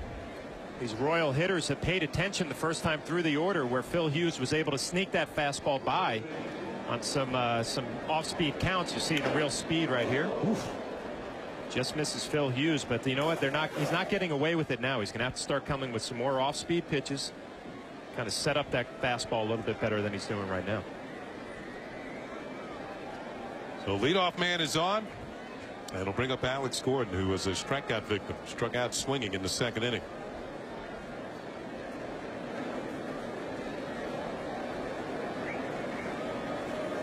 And he swings at the first pitch, fouls it towards the seat. A-Rod's coming over for a look, but that's all he's going to get. That is strike 1. You know, Bobby, you're watching Gordon hit. Now, we mentioned the quietness of Hideki Matsui when he steps in there. Gordon's got he's not moving around all that much either. He looks like he gets set in the box, and then he opens up. It's time to do business. That's what I'm trying to say. He steps in there. No more monkey business. Not many practice swings. Is a throw of the first to check on Gload. Got a little bit of a wiggle, you know, with his lower body, but that's a timing mechanism. And I like when guys set their hands pretty much in the hitting area. There's not a whole lot of movement that you have to do in order to be able to load up on a pitch. Yeah, taking a practice swing. Matsui does that. Pitch is hit high and deep to right field. It's going to make the upper deck, but it's going to be a foul ball. You can call that a practice swing. Well, no. Yes, you can. You know, he hit one that well. It's like getting on that first tee and you smoke one. You hit it well, but it kind of hooks into the woods. And you're looking for a mulligan, you know? And you're playing with some tough guys and say, hey, what you going to do now? You don't use mulligans, do you? No. I didn't think so. No. Flash me, but I don't. I do. I take my mulligans, my breakfast ball on the first tee. Breakfast ball. Jorge Posada out there with a little conversation with Hughes, and I'm sure one of the things he's trying to get across is, you know what, you're not fooling him with your fastball this time around. Pay attention to some of the swings that were taken. Obviously, Gordon had a healthy cut right there. No balls and 2 strikes, and there's an off-speed pitch, and it's fouled back. Good changeup. And Flash, by throwing more off-speed pitches, he'll regain the touch with his fastball a little more. Be able to get it by him a little better. Yeah, a little bit more deception, and you know that's one of the things that veteran hitters do, or veteran pitchers do a great job. They pay attention to the swings that are taken against them. And the first time around, obviously the Royal hitters were late on the fastball. Second time through the order, like Bobby said, they're ready for that fastball this time. So you got to make some adjustments accordingly. There's a fastball, misses the corner, and it's 1-2. Hughes trying to pick up his first win since May the 1st when he left the game at Texas with an injury, but was leading 9-0 when he left after 6 in the third of no-hit pitching. And if he pitches well, it's certainly going to be a big boost to the Yankee rotation. Off-speed pitch on the ground is short. This could be 2 to Cano for 1. On the Benemit, it's a double play. There's the pitcher's best friend. That'll race the leadoff single from Globe. And you know, you don't see this many times from Phil Hughes because he's more of a fly ball type pitcher than a ground ball pitcher like Chien-Ming Wang. But like you said, Kenny, that is the 6-4-3 double play, and that can get you out of a lot of trouble. Well, it was an off-speed pitch, low breaking ball. It got Gordon out on front, and he tapped it to Jeter at short. Now 2 outs. Tony Pena Jr. would come to the plate. He was called out on strikes in the second inning.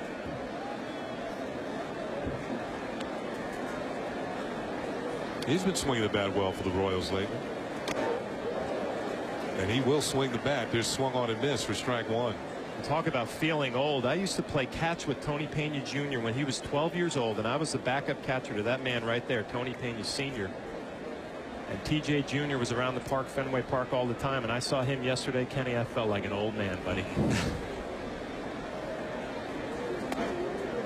That's that side. You got a long ways to go, Flash. 1-1 on Pena. An exciting young shortstop, and I'll tell you what, he had his old man's arm even back then when he was 12 years old. Could always throw a baseball. And yeah, but he took it to shortstop. His old man was wearing the tools of ignorance as a catcher. He never got off his knees to throw the ball. Yep. Swung on and missed. It's 1-2. Tony Pena Sr. told me that Junior used to go with him around the American League, and there was a stop in Baltimore, and Tony Pena Jr. asked Cal Ripken Jr., can I play catch, take ground balls with you at short? Cal Jr. said, sure, come on. So he was taking ground balls with a future Hall of Famer. Now he's got him a starting job in the big league. Yeah. 1-2 pitch has swung on and missed. Strike 3. So Phil Hughes picks up strikeout number 5. The Royals do not score here in the half of the 4th inning. The end of 3.5. It's 5-2 Yankees. That's time for the answer to our Aflac trivia question of the afternoon. And of course, Alex Rodriguez taking the tour on his 500th career home run. A-Rod and Mickey Mantle are 2 of the 3 players who hit their 500th home run in New York City.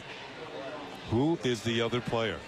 And the answer would be it was just across the Harlem River over at the Polo Grounds. Way back on August the 1st, 1945, it was Mel Ott, Hall of Famer of the New York Giants, who went on to hit 511 home runs in his career. Before A-Rod's finished with his, that 511 will be way in the rearview mirror. As today, this afternoon, A-Rod, the first pitch that he saw ended the chase of 500. The chase is over. Long live the chase. Here's Johnny Damon leading off against a new pitcher for the Royals. It's the left-handed John Bale. The Yankees saw him in Kansas City. And the first pitch to Damon's in there for a strike. Twice today, Johnny's grounded out to second. That's what Bale has done. And he was wild in Kansas City. You can see 7 walks and 6 in the 3rd innings. Breaking ball. He's throwing strikes today.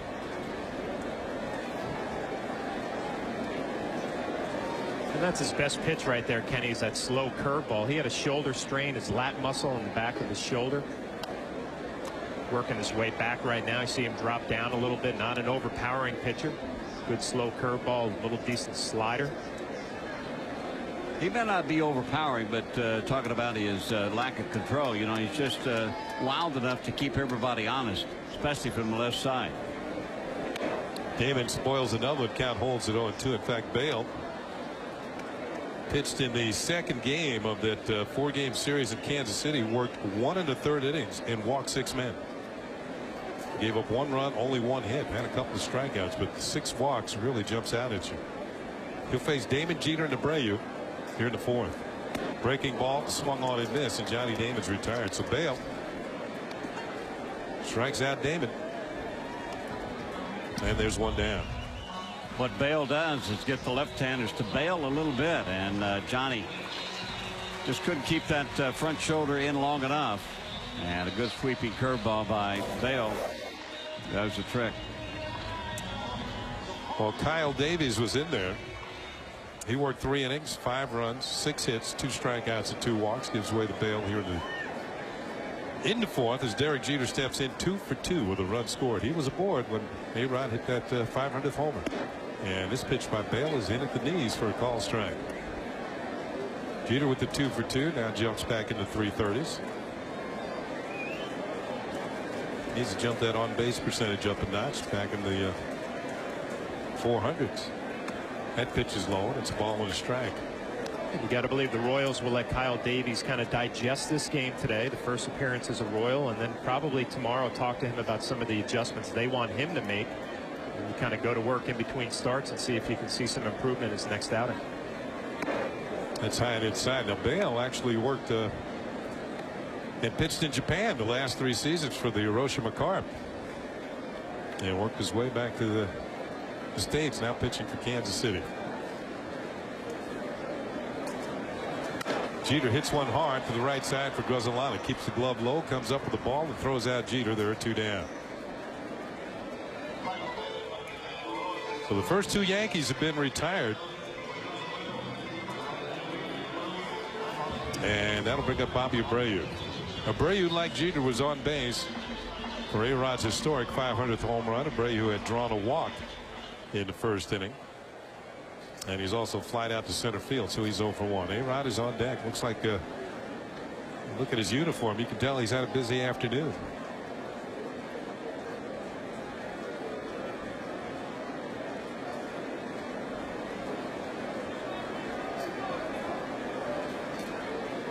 Bale delivers, misses outside for ball 1. And there are the men who are aboard for home run number 500.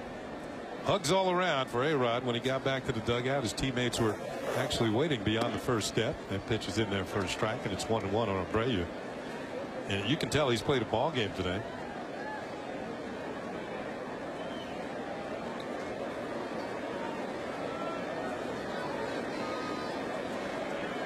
One pitch on the ground. It's going to be a tough play for Gordon. Throws across the diamond, nowhere near in time, and Bobby Abreu has an infield single. He's 1 for 1. Kind of an emergency swing. That's what I'm talking about. You know, Bale has just enough wildness to him, and he comes 3/4, so he makes you very uncomfortable up there. And Bobby was just trying to put the ball in play, and he happened to slap it down the third baseline and beat it out for a base hit. Here is Alex Rodriguez. He has driven in 3 of the 5 Yankee runs, and of course his 36th home run in the first inning was his 500th of his career.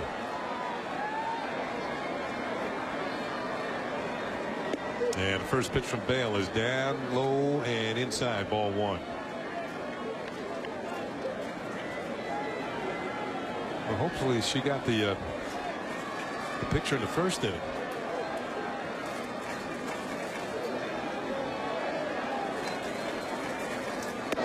There's a call strike, and the count evens up at 1-1.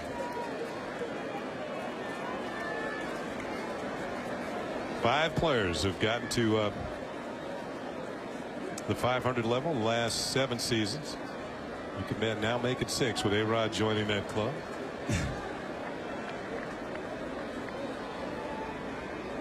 One pitch hit hard and through the right side. A-Rod has his second hit of the afternoon. Abreu turns at second, will hold on there. It's a 2-out single, so the Yankees have back-to-back singles here with 2 outs. It'll bring up Hideki Matsui.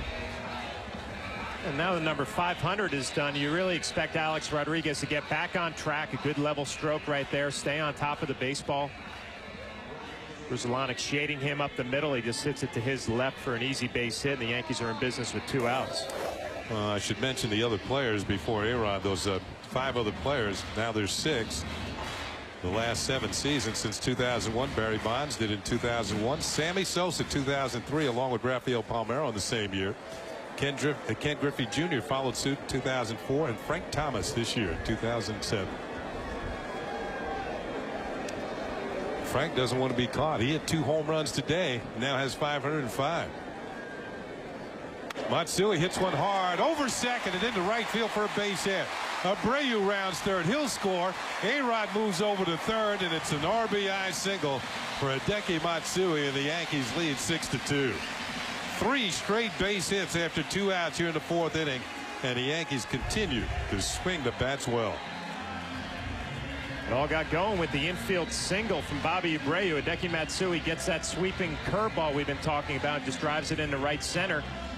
But an innocent infield single from Bobby Abreu, and then followed up from a 2-out hit from Alex Rodriguez and Hideki Matsui. Nice job of 2-out hitting to drive in that run. Meanwhile, runners on the corners as Matsui delivers his 75th run batted in of the season. And it'll bring up Jorge Posada, who jumps over to the other side of the plate to face the left-hander John Bale. Yankees are 4 for 9 with runners in scoring position today, so they are getting the job done when the opportunity presents itself. Here's Posada, who's 0 for 2. Takes a pitch low and inside, ball 1. By the way, A-Rod, who's at third base now, has scored a couple of runs today and has scored 100 for the 10th season in a row, to go along with 100 runs batted in 10 years in a row and 35 home runs. At least 35 for 10 years in a row. Only player ever to do that. It's August 4th. And he's got a ways to go. That's up high to Posada. 2 balls and no strikes.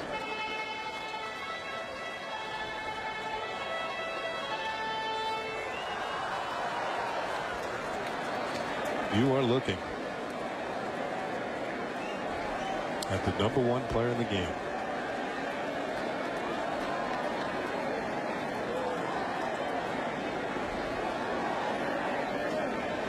Two-0 pitch, and that's a call strike to Posada. It's 2-1. You might get some argument from some fans of other teams, of other players, but be hard to argue with those numbers what A-Rod has accomplished over the last 10 years. Nobody else has ever done it. How can you argue with I guess you can.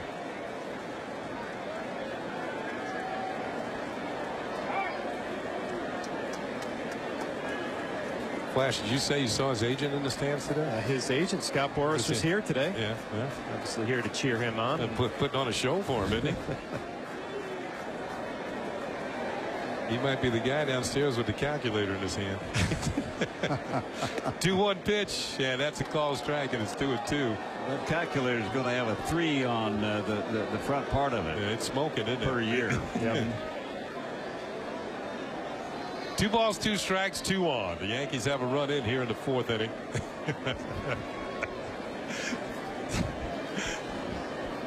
Oh, man. Yankees with 6 runs on 9 hits. Why is that man smiling? Posada fouls it off, and the count will hold it 2-2. So John Bale looked like he had himself an easy inning going, striking out Damon, got Derek Jeter to ground out to second. Then it all started with an infield single by Bobby Abreu. A-Rod followed with a single to right, and the same for Hideki Matsui. The Yankees have scored a run on 3 hits here in the 4th inning. And there's no let up with Jorge Posada at the plate.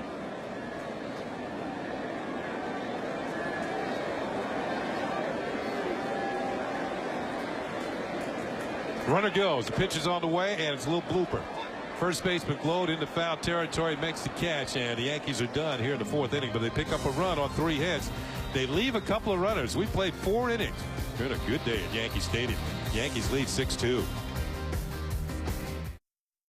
Phil Hughes in there with a 4-run lead. So far he's allowed a couple of runs on 4 hits. And here in the top of the 5th inning, who get Gathright, LaRue, and then the top of the order, and David DeJesus.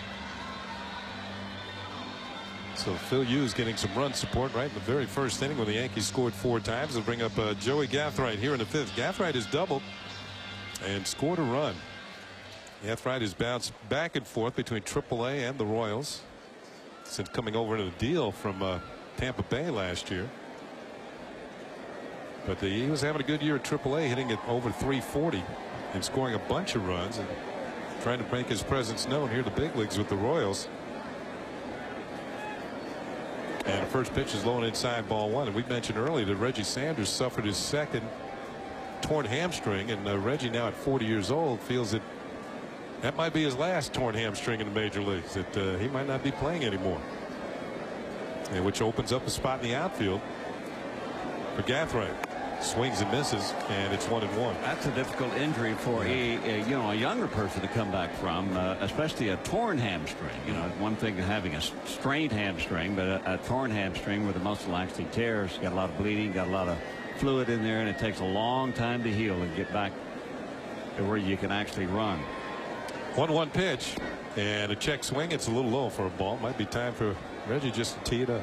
You know, no more team sports, just personal challenges. Yeah, the best case scenario for the Royals this year was to have the veterans Sanders and Mike Sweeney in there. Sweeney also on the DL with some cartilage problems in his knee. 3 balls and a strike on Gathright. We'd love to have the veteran guys out there, and you mix in those young prospects and have the veterans kind of lead the way. The Royals don't have the luxury of that right now. Buddy Bell, the man responsible for teaching these young kids how to play the game right. Well, they still do have Emil Brown on the bench, and he's another outfielder of note. That pitch is inside Gathright. He's one of the guys in the league you do not want to walk, and it's a leadoff walk at that. This year, when you're out of town and out of the Yankees broadcast area, you can still watch Yankees baseball. Log on to MLB.tv, and you can watch the game on your computer. It's via the internet. That'll be live. For more details, visit www.yankees.com, where baseball is always on. Blackout restrictions do apply. Here's Jason LaRue. He is the catcher in batting 9. Gathright has a good lead over at first. He's got great speed. Not going. The pitch LaRue is swung on and missed for strike 1. LaRue popped out to the second baseman Cano. He's 0 for 1 on the afternoon, hitting 161 on the year. He does have some pop. He's got 4 home runs and 11 runs batted in. I don't know how many times that Sweeney's been on the disabled list, but Mike Sweeney, one of the best hitters from the right side in baseball, but he has been injured so much here the last several years.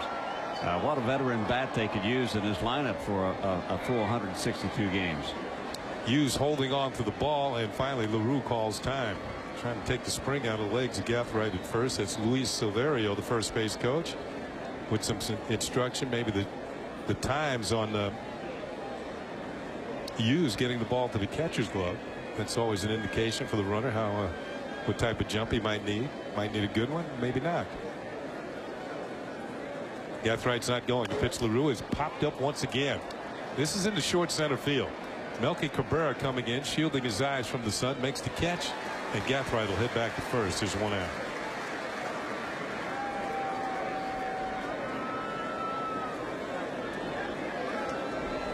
So Hughes into his 5th inning of work, into the inning of decision. If he can work through this one and get out unscathed, or at least with the lead, he could be he will be the pitcher on the winning side as far as the Yankees are concerned. Top of the order, and David DeJesus, who today scored his 77th run after a single in the 3rd inning. We'll check on Gathright over at first. Royals will be glad to get out of Yankee Stadium. They are only 3-25 here at the stadium in this 21st century, so they've only won 3 games in many years. They don't play well. They used to play well here back in the 70s, early 80s. In fact, a lot of Yankee fans felt like that they played too good here. Yankees and Royals, big rivals back in that decade. They had a good team, and they were more than a good team. That was a great team when you think about it, Bobby. A lot of solid ball players, led by George Brett, the Hall of Famer. Here's a throw of the first to check on Gathright. Yankees leading 6-2. Yankees 4 runs in the first inning, 3 of them courtesy of the 500th home run of Alex Rodriguez, Ken Singleton with Bobby Mercer and John Flaherty. You're looking at Buddy Bell, the Royals manager. Buddy Bell needs 2 wins for 500 for his managerial career. Yankees say you can get them on your next stop. I believe the Royals go home from here. Had a nice conversation with Buddy Bell, who you mentioned is resigning at the end of the year, for our batting practice show yesterday. And Buddy was telling me, you know, the only reason for the resignation is that I just have different priorities in my life today. And Buddy is recovering from throat cancer, But he says he's feeling good. Everything's going fine. Off-speed pitch drops in for a strike to DeJesus, and mentioned he wants to spend more time with his family. Wants to spend more time with his family. I mean, the Bell family is a baseball family, starting with his dad, Gus, who played 15 years in the major leagues. He's got 3 boys that have played professional baseball, and so he's been in the clubhouse ever since he could walk. He said he had a grandson who played 41 games this year. He wasn't able to see any of them, so he said, you know, enough's enough. Off-speed pitch is fouled off by DeJesus. You got to believe he might be able to recommend somebody for the managing position. He's still going to stay on as an assistant to the GM. See the bells of the ballpark. David Bell, a good quality major league player for 12 years. Well, one thing, the players that play for Buddy Bell, they're going to lose a good man down there. He is a player's manager's deluxe. Can't play for him. I don't know if he can play for anybody. And as Flash made the point last night that all these Royals, they hustle down the line. Yeah, that's the right way to play. Not too many rules, but that's one of them. You know, when we're out on that field and they throw the first pitch, you need to be hustling all the time. I was lucky enough to play for Buddy half a year in '96. The one thing that I loved, when the game was over, you go to the clubhouse, you shower up, you get ready to go tomorrow. You know, you don't sit there and think about it. You think about the game, but once it's over, get ready to go to work the next day. That's how you become a big leaguer, a professional.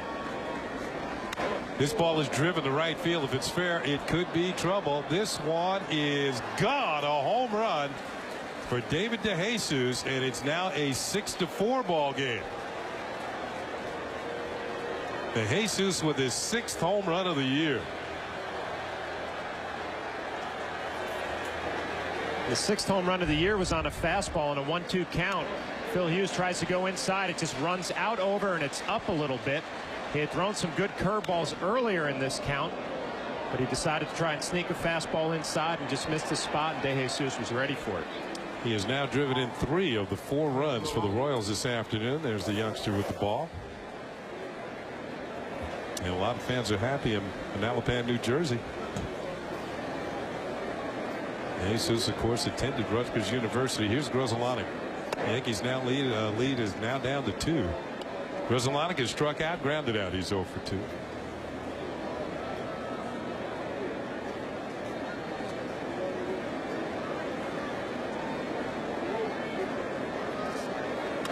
That pitch is high. 2 balls and no strikes. And Phil Hughes up at the 85 pitch mark. You know, you start thinking about pitch counts, and the Yankees were talking today about maybe 100 would be the pitch count, and Ron Guidry's going to go out and have a talk with him.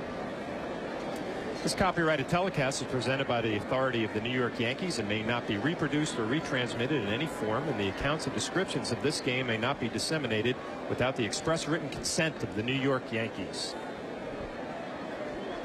Bobby does a good job with that, doesn't he? And he means it. I mean, you better have written consent.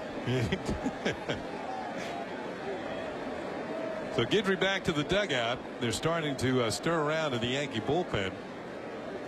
As Flash mentioned, Hughes up to the 85 pitch mark. He was sailing along in the first few innings, but as we mentioned, sometimes the 5th inning for a young pitcher when he has a lead could be the toughest one. This is the one that if he gets through it with the lead, he could be the winner. 3 balls and no strikes now on Grzelcyk. If he gets on, that'll bring the tying run to the plate. That pitch is poured in there for a strike. Fastball losing velocity as the game moves along here. Mike Myers heating up in the bullpen. It shouldn't take long. 3-1 pitch, and Grzelcyk fouls it back. The count runs full at 3-2. That's a good point, Kenny. 88-mile-an-hour fastball the first inning. He was throwing about 93, 94. Obviously pumped up and excited to be back in the big leagues. You know, you would expect him to be 90, 91, maybe touch 92. At the 88, just a little bit down. 88 pitch total. Full count. Pitch to Grzelcyk. Hit high in the air to short right field. Drifting back is Cano. He looks over his shoulder to Abreu. Abreu calls, makes the catch, and that will be the 2nd out.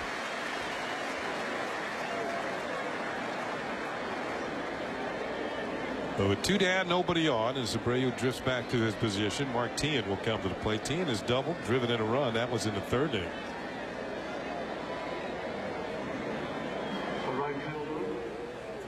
Teahan, more often than not, has been the number 3 hitter for Buddy Bell this year.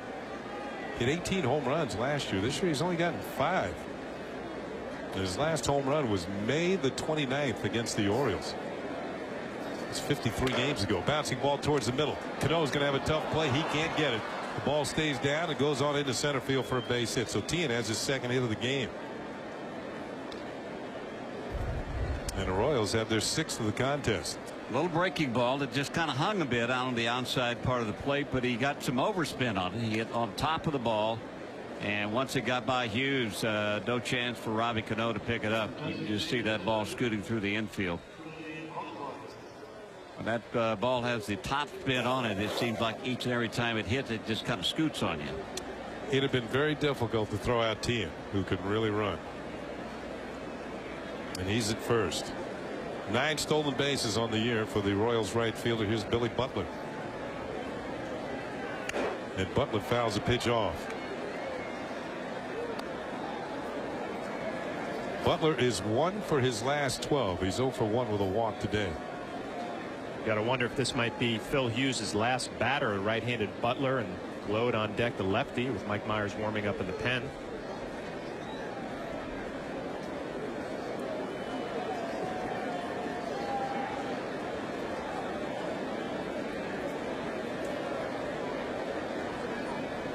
Ball is driven towards the gap in right center field. Melky Cabrera cannot cut it off. The ball is going to roll all the way to the wall. Teahan's going to round third and score, and Billy Butler has himself a double, and it's now a 6-5 ball game, as the Royals have scored 3 times here in the 5th.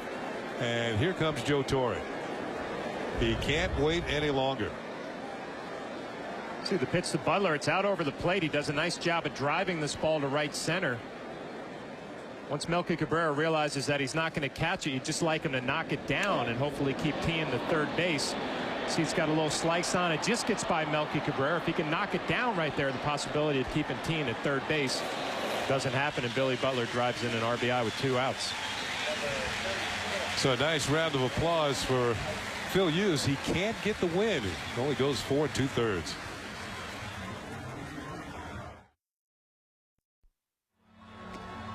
Fans, if you can't catch it live, catch it later on WB Mason Presents Yankees Encore. It's a replay of every Yankees game that gives you a second chance to see all the excitement of Bombers baseball.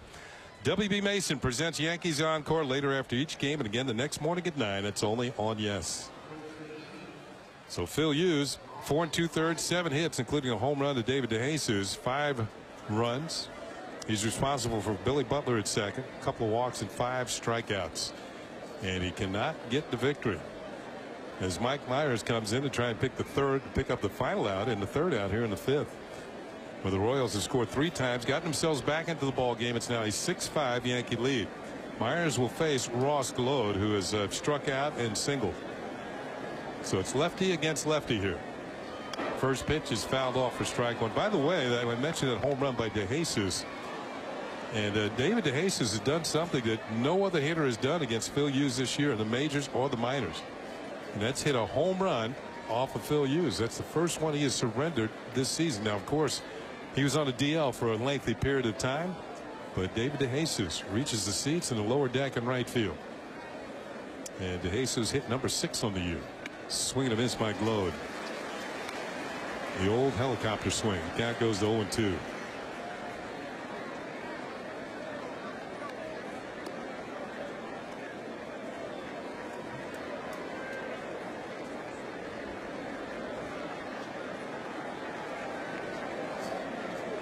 I wonder what's going through Phil Hughes' mind about right now, just knowing he came within 1 out of maybe the possibility of being on the winning side. Pitch is fouled off by Glode. Count holds at 0 balls and 2 strikes. At least a win in his personal win column. Yeah, I think he's probably more disappointed about how the way the game ended up going for him. I mean, he looked so electric the first couple of innings, spotting the fastball well, and he seemed to lose a little bit of location, a little bit of velocity, but a lot of fastballs today from Phil Hughes. And most of the hits I remember were on the fastball, even when he got ahead in the count and had an opportunity to drop a curveball or a change. What do you do? Go over the tape and just see what you can do better the next time? Yeah, that's all you can do. Here's the 0-2 pitch, and Glode lines it towards the gap in right center field. This is going to be in there for an extra base hit. Butler will come in and score. Glode's going to go to second. Let's see if he holds on there. He will. And it's a run-scoring double, and it's a 2. Make that a 6-6 ball game as Glode comes up with his second hit of the afternoon. Almost like he had it teed up. Look at this swing. It's almost like a golf swing as he lifts it off the almost off the dirt there at home plate. Every pitch to Glode in this inning from Mike Myers was a breaking ball. No fastballs whatsoever. And he finally timed one and lined it into right field for a double RBI. And Glode has given the Yankees all kinds of problems this season. Drives in tying run. They'll bring up Alex Gordon. And he had a big swing. Misses that one. Strike one. Gordon today has struck out, hit into a double play. He's 0 for 2. Kansas City now 3 for 5 with runners in scoring position. What's disappointing about this, you know, Phil Hughes as well. He got ahead of a bunch of hitters and just couldn't put them away. Gave up some hits with 2 strikes. Mike Myers, the same deal right there, 0-2, and makes a mistake and gets burned on it. 1 ball and 1 strike on Gordon. You're in the driver's seat, 0-2. You want to make some pitches off the plate, see if you can get a hitter to chase. He just made a mistake over the plate, and he paid the price.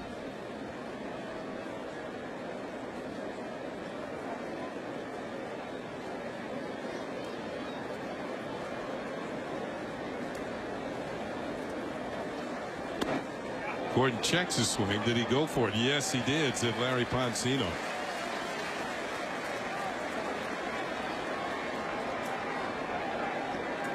Gordon with maybe a little bit of a glare towards third, but not too long.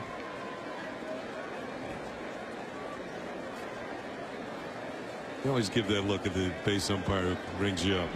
I wouldn't do it to Larry Poncino right there, though. That's it's a tough man out there. 1-2 pitch. Gordon takes. It's off the outside corner. It's 2-2.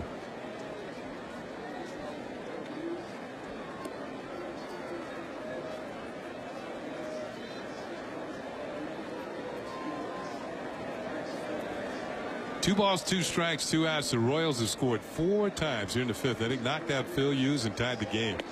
Here's call strike 3 as Mike Myers hits the outside corner. Gordon strikes out for the 2nd time this afternoon. As I mentioned, the Royals scored 4 times in the 5th, 2 of them coming on David DeJesus' 6th home run of the season.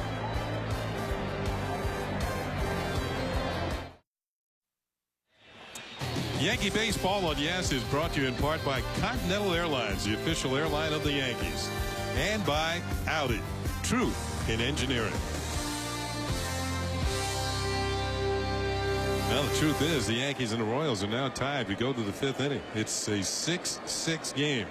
Bottom third of the Yankee order. Robinson Cano will lead it off against John Bailey. Lines it into left field for a base hit. Cano with his 2nd hit of the afternoon. And Robinson Cano now has 44 multi-hit games. He has passed Derek Jeter as the club leader in that category. Well, the hits just keep on coming for Robinson Cano. He hits well off of left-handers because he can hit the ball the other way. He doesn't try and pull the lefties. Evidence right here, just a nice line drive over Tony Pena Jr.'s head. So Cano now, as we mentioned earlier, his triple in the 1st inning increased the hitting streak to 8 straight. His Wilson Betemit has had an RBI single that came in the 3rd inning. Switch hitter batting right-handed. Hits a high chopper over the head of the pitcher Bale and on into center field for a base hit, and Cano streams in the 3rd. And the Yankees have runners on the corners with nobody out here in the bottom of the 5th. That ball hit the mound and hit it like it was a trampoline. Well, we saw last night where Cabrera hit the pitcher and it bounced over the Yankee dugout. Look at what Kenny is talking about there. You see the ball hit the mound, just go straight up in the air. No chance for Gruzzolani. And Robbie Cano reading that and taking a look at Larry Bowen, so he takes off for 3rd base. Now the Yankees runners at 1st and 3rd, nobody out. So the Yankees trying to answer the 4-run outburst by the Royals in the top half of the 5th inning with an outburst of their own here in the bottom. Here's Melky Cabrera. Fly to left, pop to short. The switch hitter now batting right-handed with a chance to drive in some runs. Breaking ball hit on the ground to third. Gordon checks the runner, throws the second for one. Here's a throw to the plate. It will be offline, and Cano will score. Give Benameat an assist on that play to get that run home as the Yankees take the lead 7-6. As you will see on the replay, Benameat went in hard to Grzelcyk, and the throw is offline. Well, you see Alex Gordon, he checks Robinson Cano, the throw to second, and here comes Benameat right here with the hard, aggressive slide. Knocks Grzelcyk off balance a little bit, and the throw is going to be wide to Jason LaRue at home plate. Robinson Cano scores easily. Good hard baseball right there. Benameat's impressed us with his left-handed stroke, a right-handed base hit right there, and good aggressive base running, and done a nice job at first base. Here's Johnny Damon, and he'll take a pitch for a call strike. So Cabrera's on at first. A good heads-up baseball. Now, recognizes the situation. Some guys just slide in there lazily, and you'll have a runner thrown out at home plate. Bale delivers, and Damon hits the ground ball to third. Good dive by Gordon. Comes up when it throws the second for one. That's all they're going to get. As Melky Cabrera is erased on the force play, but Alex Gordon, what a player. Valdez makes an outstanding play here. That's not an easy play for the third baseman after the left-hander slashes it down there, but they make sure of at least one.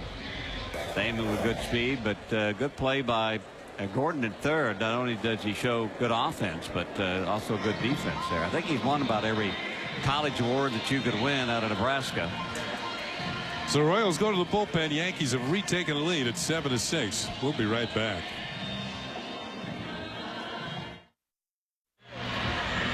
Samsung's Four Seasons of Hope and Joe Torre have teamed up to make a difference in the community. For every Yankees home run hit at home this year, Samsung will donate $1,000 to Joe Torre's Safe at Home Foundation to help end a cycle of domestic violence.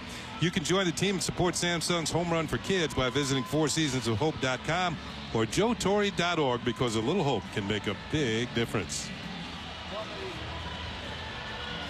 Wilson Benameat made a difference on that slide in the second. Brought some winning baseball here to Yankee Stadium with that hard slide that got the Yankees a run that put them ahead. Not only was he breaking up the double play, but he was allowing the Yankee runner to score from third. Here is Derek Jeter with Damon at first and two down. Jeter is 2 for 3 with a run scored.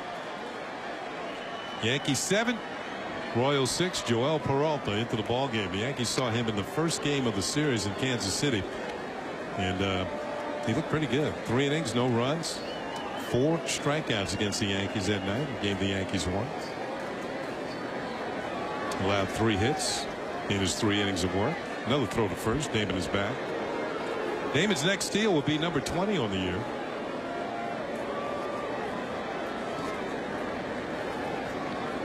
Might not be a bad time for him to try to get that 20th stolen base here with 2 outs. Try and get in scoring position for Derek Jeter. If they're going to pitch carefully to Jeter, then you got Bobby Abreu coming up behind him. There's a call strike. It's 0-1.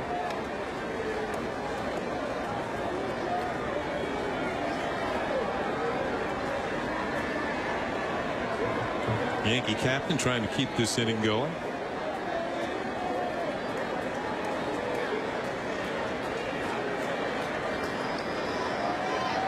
Step off move by Peralta. Always thought the pitchers who used that move didn't have a good move at first. We shall see.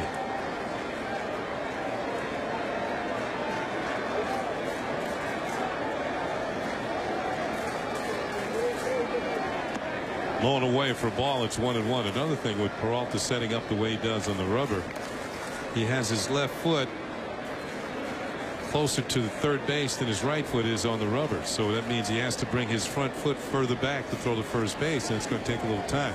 If you go even up, you got a quicker move to first. You don't have to open that shoulder a little as fast when you're a right-handed pitcher. Damon's not going to pitch to Jeter's hit well to center field. DeHace is on the run, still running hard, and will get there and make the catch, robbing Derek Jeter of an extra base hit. David DeJesus doing it all today as he robs Jeter of an extra base hit, and the Yankees pick up a lone run here in the 5th inning, but in doing so retake the lead. It's now 7-6. The Yankees have the lead.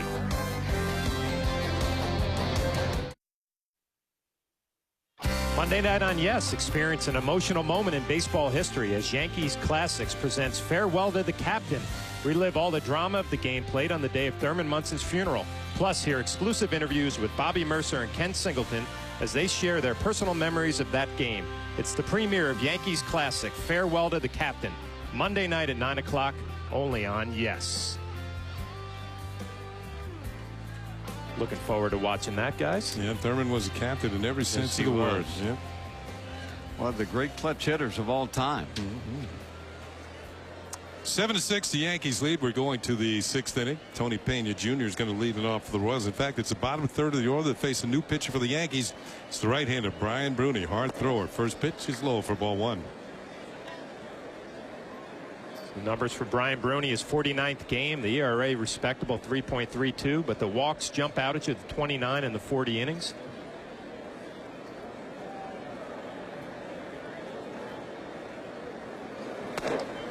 Big swing and a miss. It's 1-1. 96-mile-an-hour fastball. Bruni gets Pena, Gathright, and LaRue here in the 6th.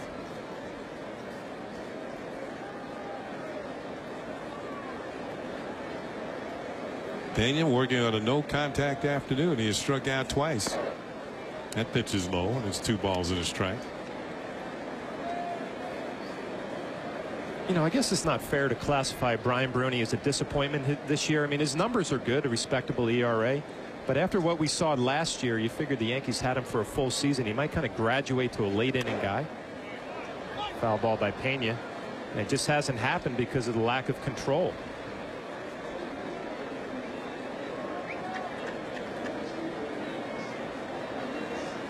Well, anytime that you're going to walk people and you're in there in relief in games such as this one, your manager's going to lose a little faith in you. You're not going to be brought into ball games unless it's absolutely necessary.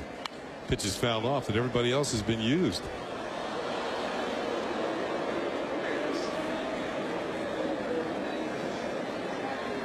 You almost look to a guy like Brian Bruni, you know, kind of like a Tanyan Sturtz a few years ago, where all of a sudden he got hot, everything kind of fell into place, and you can kind of ride him out for a month or two here at the end of the year. Yankees still looking for somebody consistently to hand the ball to Luis Vizcaino and then to Mariano Rivera. 7-6, the Yankees lead. The Yankees and the Royals have each had a 4-run inning. The Yankees coming in the 1st and the Royals in the 5th. The Yankee 4-run inning in the 1st, punctuated by a 3-run home run by Alex Rodriguez. The 500th home run of his career. Here's the 1-2 pitch. Swung on and missed. Strike 3. The hat trick for Tony Pena Jr. He has struck out 3 times. Well, you're talking about the fastball. Now, that was a good location there, right on the outside part of the plate. And Tony Pena obviously not able to catch up with it. Good pitch for a right-handed hitter. Here is Joey Gathright, who the Yankees have yet to retire today. He is actually, he's led off innings twice, and he has scored both times. Once leading off with a double in the 3rd inning, and once leading off with a walk in the 5th. And he breaks a bat and rolls one foul to Luis Silverio, the first base coach. I believe that pitch was inside, so it was going to make it doubly difficult to get any type of good wood on it. Well, we saw last night Gathright kind of slapping the ball the other way, and we talked about that he could really be a leadoff guy in this league if he just stayed with that approach. The Yankees trying to counter that by pounding him inside today. He was able to hit that controversial double down the left field line that we thought maybe was a little bit foul. But he has the ability to bunt. Because of that, Alex Rodriguez has to play right on the cut of the grass. And not only was it a little bit foul, it was a little bit fair.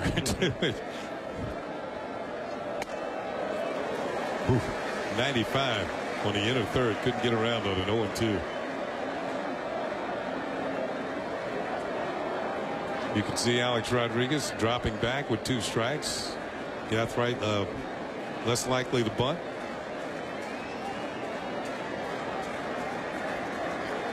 Trying to pound it inside, keep it from slapping the ball the other way, and that pitch just missed. It's 1-2.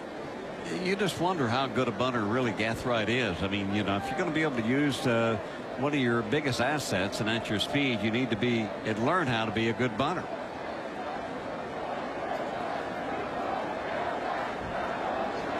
Swung on and foul tipped into the glove of Jorge Posada. Brian Bruney's come out of the bullpen throwing gas today. Must be Swiss cheese, because there's plenty of holes in their bats on this one. I know one thing. We can hear the pop up here of the leather as Bruney's mid-90s fastball is hitting the glove of Posadas. 2 up, 2 down on strikeouts. It'll bring up the catcher Jason LaRue, who has popped up and flied to center. He's 0 for 2. Bruney protecting a 1-run lead here in the 6th inning. And first pitch is down low for ball 1.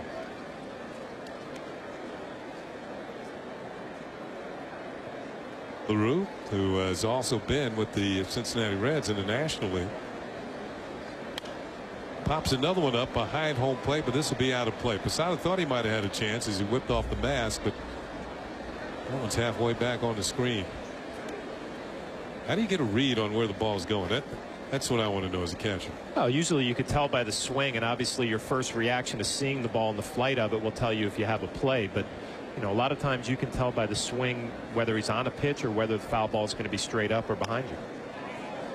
That pitch is fouled back. Now, Joe Girardi has said he didn't like foul pop-ups. Well, Joe Girardi is not alone, because I hated pop-ups. And you know, in the minor leagues, it's actually a little bit easier to catch them because you don't have to deal with the swirling winds of the stadium.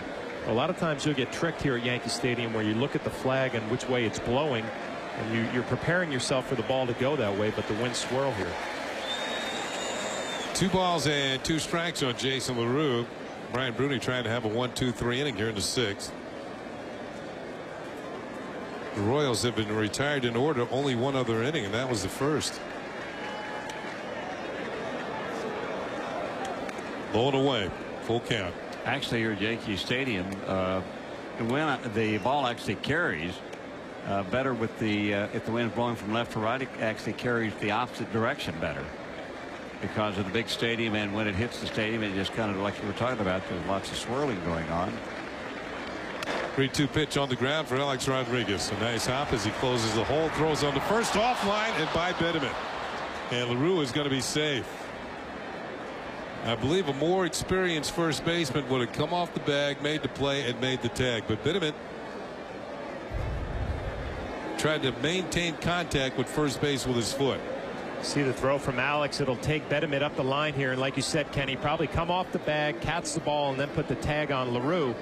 And this is what the Yankee coaches and Joe Torre, they want to find out if Bitterman can play some first base. And the only way you're going to find out is to put him in there. It's going to be an error on Alex Rodriguez. But you got to figure Don Mattingly was talking about this. He said we're going to be paying special attention to his footwork at first base and also his positioning. But this is his first time ever to play first base in the big leagues, and the throw up the line, like you said, a guy that's been there for a long time would have come off the bag, got the ball to tag the runner. David DeJesus, driven in 3 runs, is 2 for 3. Very dangerous play for a first baseman too, because you got that outstretched arm right there and a collision with the runner, and a lot of guys have broken their shoulder or their elbow. DeJesus fouls one back, and Bruney quickly jumps ahead. No balls and 2 strikes. You know, talking to Don Mattingly, I said, you know, you've worked with him at first base for a day now, or a day and a half, when he was out there before the game today. Can you tell if he can do this? And he said, you know what, you can't tell until you put a guy in a game situation where the speed of the game takes over, and that's what they're trying to find out here. This is before yesterday's game, as Bitterman was working with Mattingly, and who better to work with? 9-time Gold Glover. Swing and a miss by DeJesus, and he has struck out. So Brian Bruney, despite the error from A-Rod, strikes out the side here in the 6th inning. So the Yankees will maintain their 1-run lead as we go to the bottom half of the 6th. 7-6 Yankees.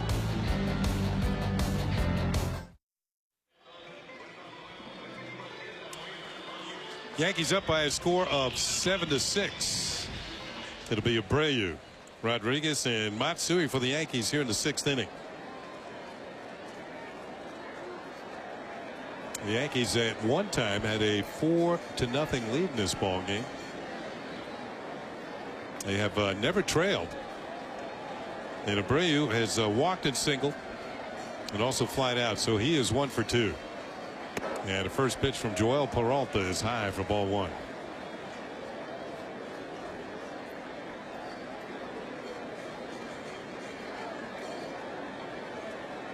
Abreu with the hit today in 2 at-bats is 7 for his last 13. And that pitch misses inside, and it's 2 balls and no strikes. Kyle Farnsworth is working in the Yankee bullpen. And it appears he might be coming on to pitch the 7th.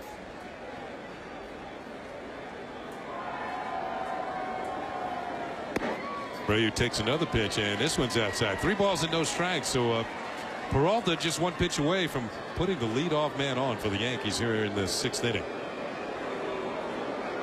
You start thinking with Joe Torre, probably have Kyle Farnsworth for the 7th, Vizcaíno for the 8th, and Mariano Rivera for the 9th if the score stays the same here.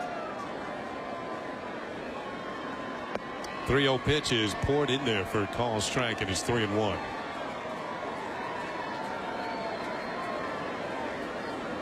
The Yankees trying to put this second game of this series in the win column. They got some help from Seattle last night out on the West Coast in a late ball game. If didn't get the final results, the Red Sox lost to the Mariners. Abreu checks the swing, and did he swing at it? Yes, says Larry Poncino.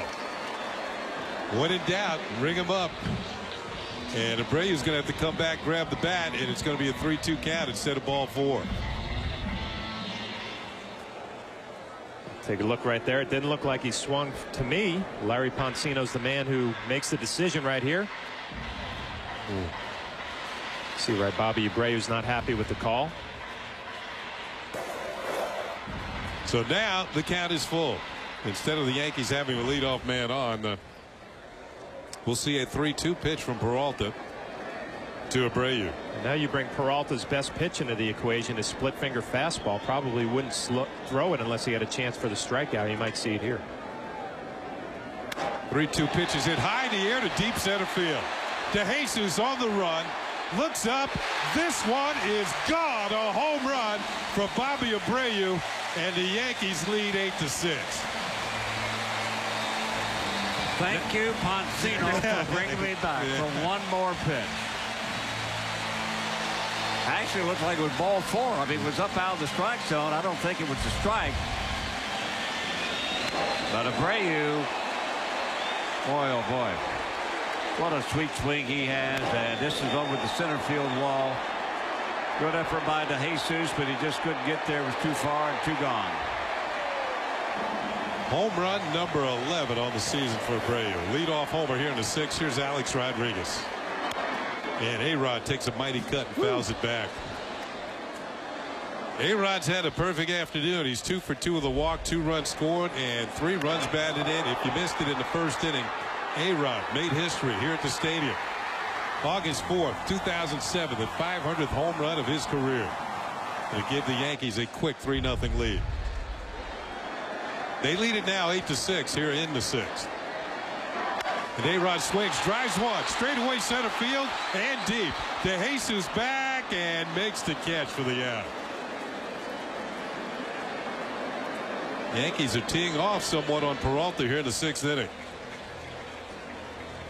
Bobby Abreu got a fastball. Alex Rodriguez, it looks like he gets a split right there, which is Peralta's best pitch. You can see Alex isn't sure if he hit it well enough, and he's not. It looked like a little bit off the end. Right now, the way the Yankees are swinging the bat, you feel like they can score runs at will. And a nice lead in this ball game, then scored a couple of runs, and now it looks like they're putting on another push here in the 6th inning. Here's Matsui. Matsui has a couple of hits. Scored a run and driven in one. And the first pitch is just a little outside for ball 1. Yankees have scored quite a few runs from the 5th inning on. I mean, you know, a lot of clubs, they score 4 runs at the bottom of the 1st inning and they kind of take a break for a while, but the Yankees just keep coming right at the Kansas City Royals. From the 3rd inning on, they've scored at least 1 run. There's a pitch that misses to Matsui. It's a ball and a strike.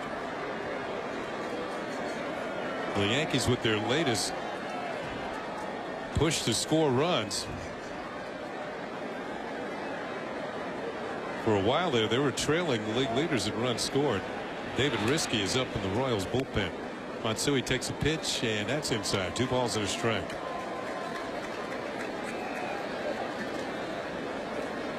But the Yankees now find themselves atop the run scoring column in the American League. They've now scored 644 runs. Matsui with an off-speed pitch fouls it at the plate. The count is 2-2. And in second place are the Tigers, starting the day at 619 runs scored. So Kevin Long has seen a lot of offense lately from the Yankees. And the Yankees have also jumped to the top in a home run column. They have 2 more than Cleveland. Started the game today. They've added 2 more here today. I believe the Indians will be playing tonight.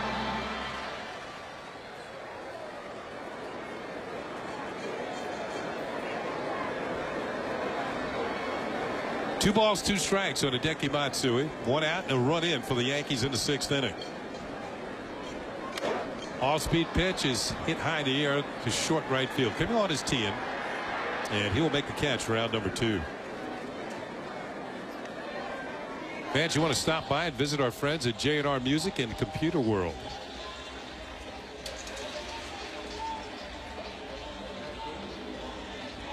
Those last 2 pitches by Peralta, you don't even have to know what they were. You don't have to see them on TV, because with Matsui's swings, you know they had to be split-fingered fastballs. Way out in front and pulling off a little bit. Jorge Posada looking for his first hit of the day. He is popped out, struck out, and grounded out. 0 for 3. And that pitch maybe high, maybe inside. It's ball 1.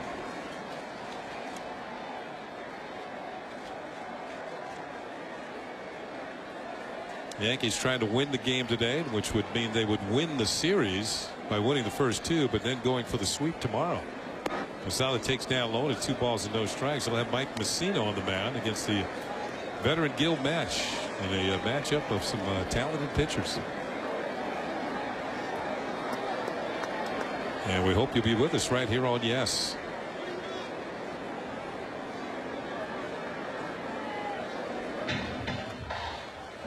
Two balls and no strikes on Posada. Trying to position their infield. They wanted third baseman Alex Gordon to move more into the hole there at shortstop on Posada.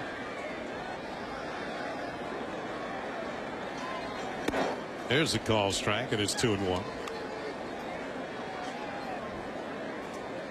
We talked about the pitching matchup tomorrow. I'm looking forward to watching Mike Mussina, who's kind of shown some flashes of it this year, but hasn't been real consistent through the Yankees and Ron Guidry, the pitching coach. And you got to be thinking, if I can get this guy locked in for the last 2 months, then you really feel good about your rotation.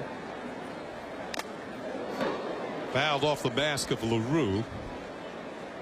And it's 2-2. There's Ron Guidry, who saw some flashes from Phil Hughes today in the early going. It looked really, really good. And, you know, maybe tired somewhat, getting towards the middle innings of the game. Had to leave after 4 2/3. And unfortunately for Hughes, he is, even if the Yankees win this game, he cannot be credited with the win. He didn't go to the necessary 5 innings. Here's a 2-2 pitch. And Posada spoils it, fouls it off. Count holds at 2 balls and 2 strikes.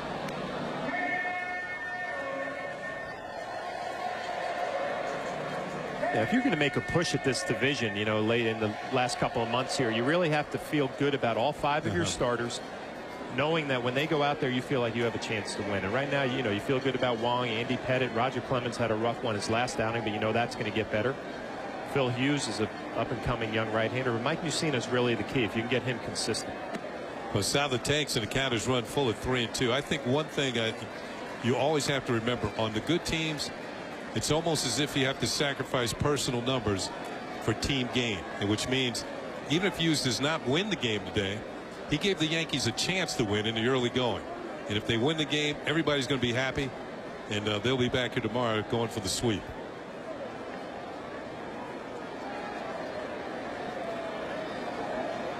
3 balls and 2 strikes on Posada with 2 outs and nobody on. And the pitch is fouled off. We'll do it all over again.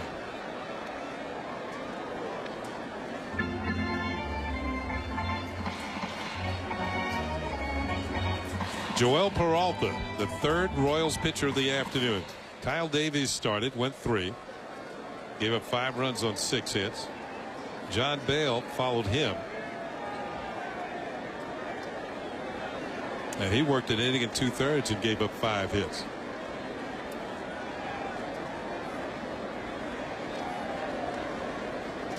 Outside ball 4. Posada with a hard fought walk, and he's aboard with 2 down here in the 6th inning. And Robinson Cano will come to the plate.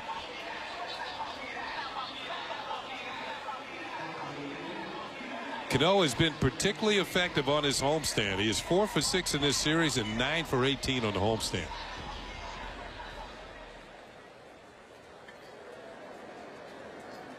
Those are Bobby Mercer numbers. Yeah, that's right. That's how I remember it.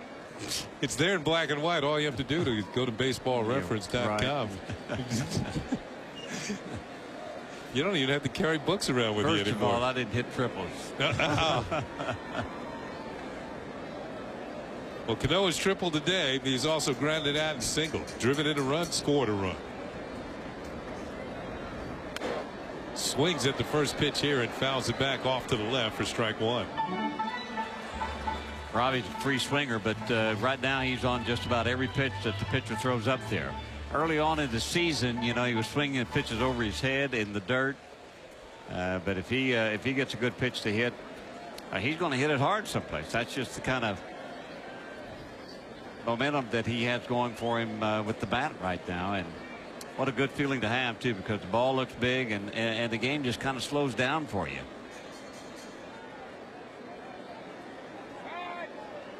I was talking to him in the clubhouse before the game today, and I said, you keep this going for 3 more months, you can have yourself a heck of a season. And I said, well, you got August, September. Oh, yeah, and October. Yeah.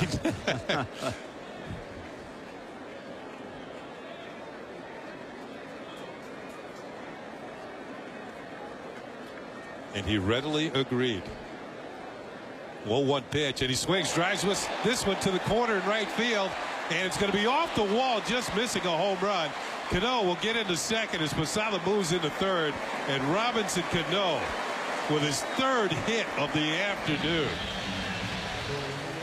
Now 10 for 19 on this homestand. He is smoking and not joking. Well, we said whatever pitch the pitcher wants to throw up there, it seems like Robbie's right on top of every one of them. This only missed another home run by what, 3 or 4, about 3 feet, I guess. But it was hit hard, and he was going to knock Peralta out of the game now. Nice play by Tien in right field to save that run. Well, Cano with another double, his 32nd of the year. That leads the Yankees in 2 base hits, 1 more than Jorge Posada, who now stands at 3rd. So Peralta is gone as the Royals will go to the bullpen one more time here in the 6th inning. The Yankees have scored 1. They are knocking on the door, trying to come in with a couple of more. 2 outs here in the 6th as the Yankees lead 8-6. We'll be right back.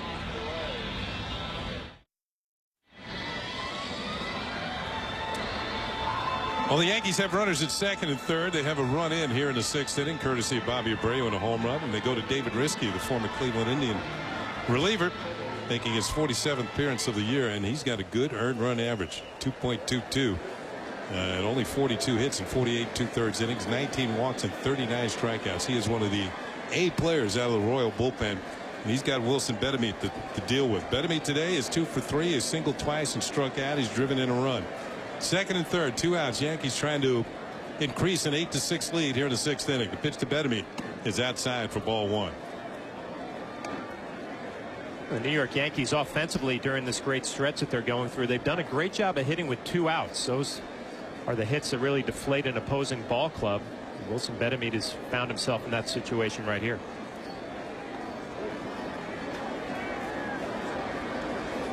Pitch is driven into center field for a base hit. Posada scores. Here comes Cano, and the Yankees now have a 10-6 lead. Wilson Betemit has driven in 3 runs this afternoon. Well, it all starts innocently enough when Jorge Posada walks with 2 outs, and then Robinson Cano hits a double, and Betemit gets a good pitch up out over the plate. Risky, a sinker ball pitcher leaves this one up. Betemit does a nice job just driving it right back up the middle. He impressed us with his power, his first appearance. Today gets 3 hits and drives in a few runs. Nice addition. Making his presence known here in the Bronx. 10-6 Yankees. And here's Melky Cabrera, 0 for 3. Risky deals and a high fastball inside, ball 1. Melky's got that 9-game hitting streak working. He's getting towards the latter stages of this game. In his career, he's 2 for 4 against Risky. Fouls went off a little late. It's a ball and a strike. The Yankees now with 10 runs on 14 hits. You know, offensively, you find yourself always up there with men in scoring position, with men on base. So you just relax. You know you're going to have plenty of opportunities to score during a ball game. You don't put too much pressure on yourself early. Next thing you know, you have 14 hits and 10 runs. That pitch is inside. Yeah, last night's ball game, the Yankees had 7 runs on 12 hits. And losing that game against the White Sox, they scored 9 runs in that game and lost.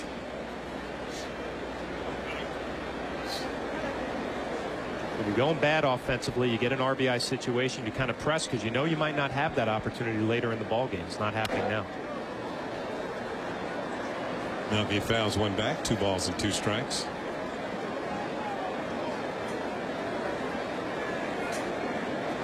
If you throw any type of mediocre pitching out there right now, that scoreboard's going to start turning. Dangerous. Yep, numbers are going to go up.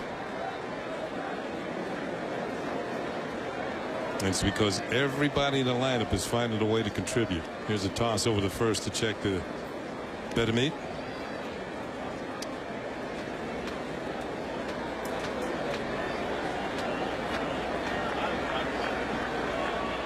Betemit has now driven in, what, 6 runs in how many games? He hasn't been here that long. Off-speed pitch fouled back by Cabrera. Count maintains at 2-2.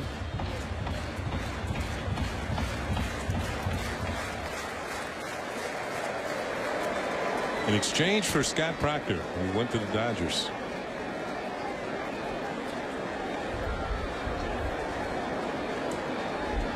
Two-two pitch on the way to Melky Cabrera, and the count is run full of 3-2. That means Betemit will be off with the pitch.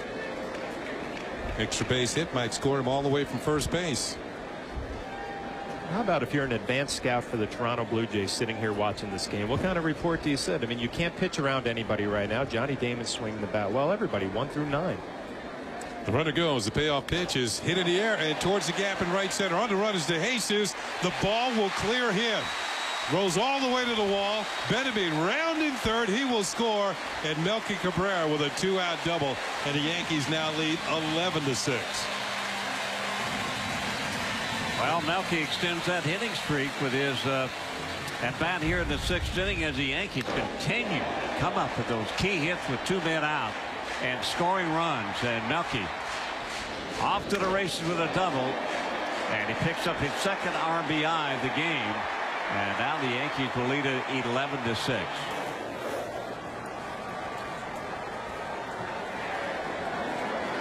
Your 7-hitter Robinson Cano has 3 hits. Your 8-hitter Wilson Betemit has 3 hits. And now your number 9 guy jumps in there with an RBI double himself. There are just no holes in this lineup. Here's Johnny Damon, and he takes a pitch, and that's in there for a called strike.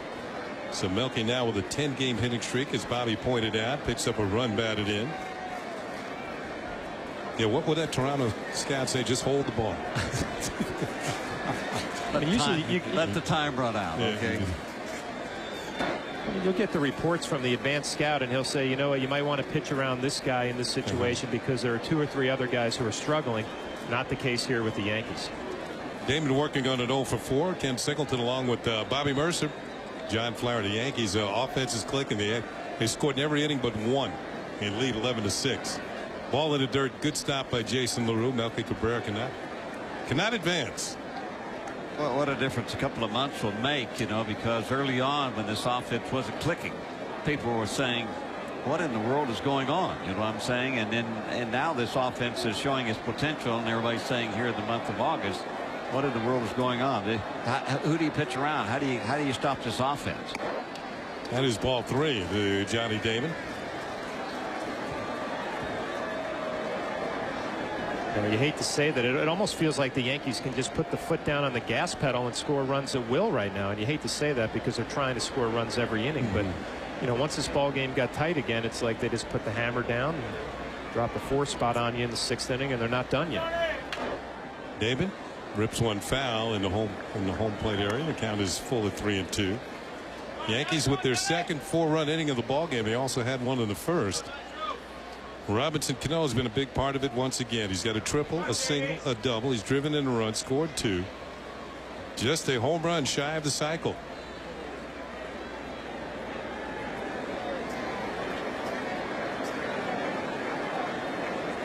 Damon takes call, strike 3. The Yankees are retired here in the 6th inning, but not before they score 4 runs. It all started with Bobby Abreu's home run to center field. His 11th home run of the year. The Yankees scored 3 more times and now lead 11-6. If you can't catch it live, catch it later on WB Mason Presents Yankees Encore. It's a replay of every Yankees game that gives you a second chance to see all the excitement of Bombers baseball. WB Mason Presents Yankees Encore later after each game and again the next morning at 9 o'clock. Only on Yes. Now coming in out of the bullpen is Kyle Farnsworth, and Farnsworth, who has not been pitching all that well of late. There's a few boos from the fans here at the stadium. Yankees have also made a change defensively at first base. Andy Phillips will take over. Here's Mark Grudzielanek to lead it off here in the top of the 7th inning. The first pitch is outside, ball 1 from Farnsworth.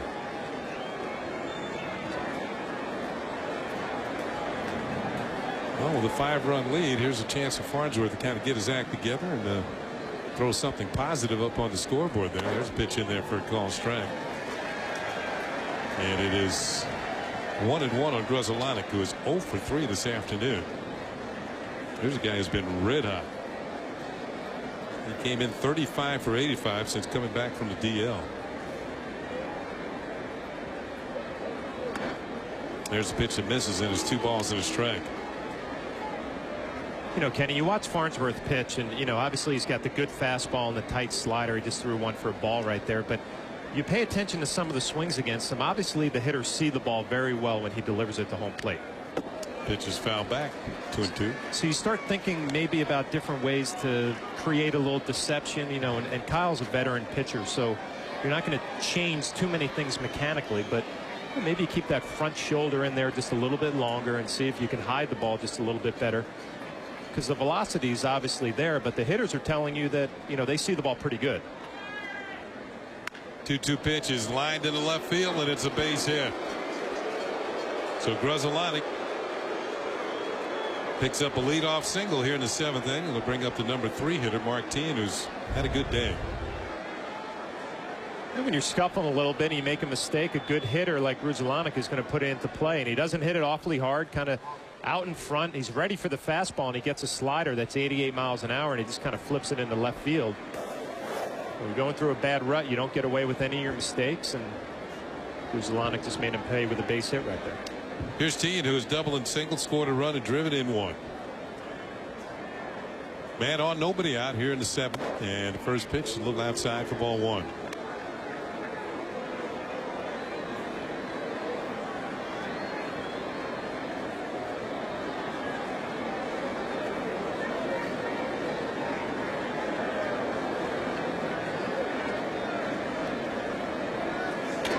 Off the glove of Posada, the ball's going to roll all the way back to the wall, and Grudzielanek can just trot on down to second base. He'll be there on the wild pitch. Like he trying for just a little bit more on that fastball and got away from him. Trying to overthrow it. Ron Guidry's going to come out to the mound, and while he does, we want to wish one of our producers all the best. He's working his final day today with us, producing the Yankees pre and post game show. That's Drew Kaliski. Will be heading to Los Angeles to work with the NFL Network. We'll miss him and his talented efforts here at Yes, and we will wish him and his wife Liz all the best. So Drew, good luck with the NFL Network, and we'll be calling you for those football tickets. And and he did a great job. Yes, he did. He's a great guy, and Drew, we're going to miss you, buddy. You guys have fun out there, and congratulations. Southern California for Drew. Yeah, that'd be nice. If he thinks the traffic's bad here in New York. Yeah. 3 balls and no strikes on Tian as Farnsworth falls behind. The Yankee bullpen's getting heated up in a hurry. This guy, it's the V fellas. Vizcaíno and Villon. 3-0 on Tian. Way outside, ball 4. He draws a walk. So the first 2 men get on base, and the crowd here at Yankee Stadium none too happy. If the Yankees scored 4 runs, get a little breathing room. The Royals put the first 2 men on, and here's Billy Butler. You know, Bobby, I think you said it perfectly, though. He throws a decent slider to Gruzelanek, and he kind of flips it into left field, and then the next 4 pitches, it's kind of like he's trying to throw it harder and harder and harder, and it's hard to do when you're a power pitcher. You almost have to take a step back and sacrifice a little velocity for location. It's not an easy thing to do. Right now, it just looks like he's trying to throw it through the wall. That's a strike to Billy Butler. You know, we were talking about the fastball, the straight fastball as compared to a fastball that's got a little bit of a movement to it, a little bit zipped in the strike zone. Well, Farnsworth, even though he throws the 95, 98, 99 mile an hour fastball, his fastball is pretty much straight. And when you're pitching behind in the count, you know, they're looking for that fastball anyway. And if you've got to lay it in there, you know, most of these hitters are going to put it in play, and sometimes put it in play pretty hard, because when they walk up there against Farnsworth, the scouting report that says he's a power pitcher, so you know you're ready for that anyway. 1 ball and 1 strike on Butler, who is 1 for 2 on the afternoon with a walk. Drove in a run with a double his last time up. Also scored. It's a high fly ball to center field for Melky Cabrera. He drifts back. The runners are going to tag here as Melky makes the catch. And Melky gets the ball back into second base as Gruzelanek will go on third, so that'll keep the double play in order. As Butler flies out to center field for 1 down.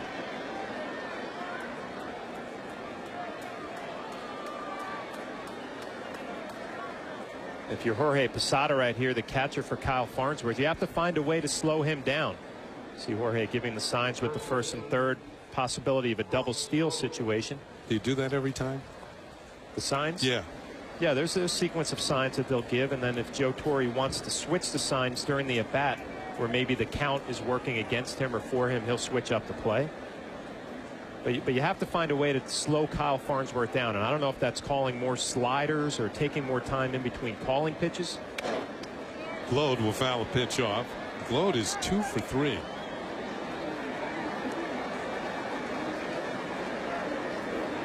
You got a power pitcher like Farnsworth. He just gets out there in a rhythm of throwing instead of trying to pitch, actually thinking about pitch to pitch and setting hitters up. That's a responsibility of your catcher sometimes. Find a way to slow him down. Think more about making pitches instead of just throwing it as hard as you can. Runner from first goes. The pitch is high away, and Tian will move down to second base. He'll have himself a stolen base, his 10th of the year. So that effectively takes away the ground ball double play.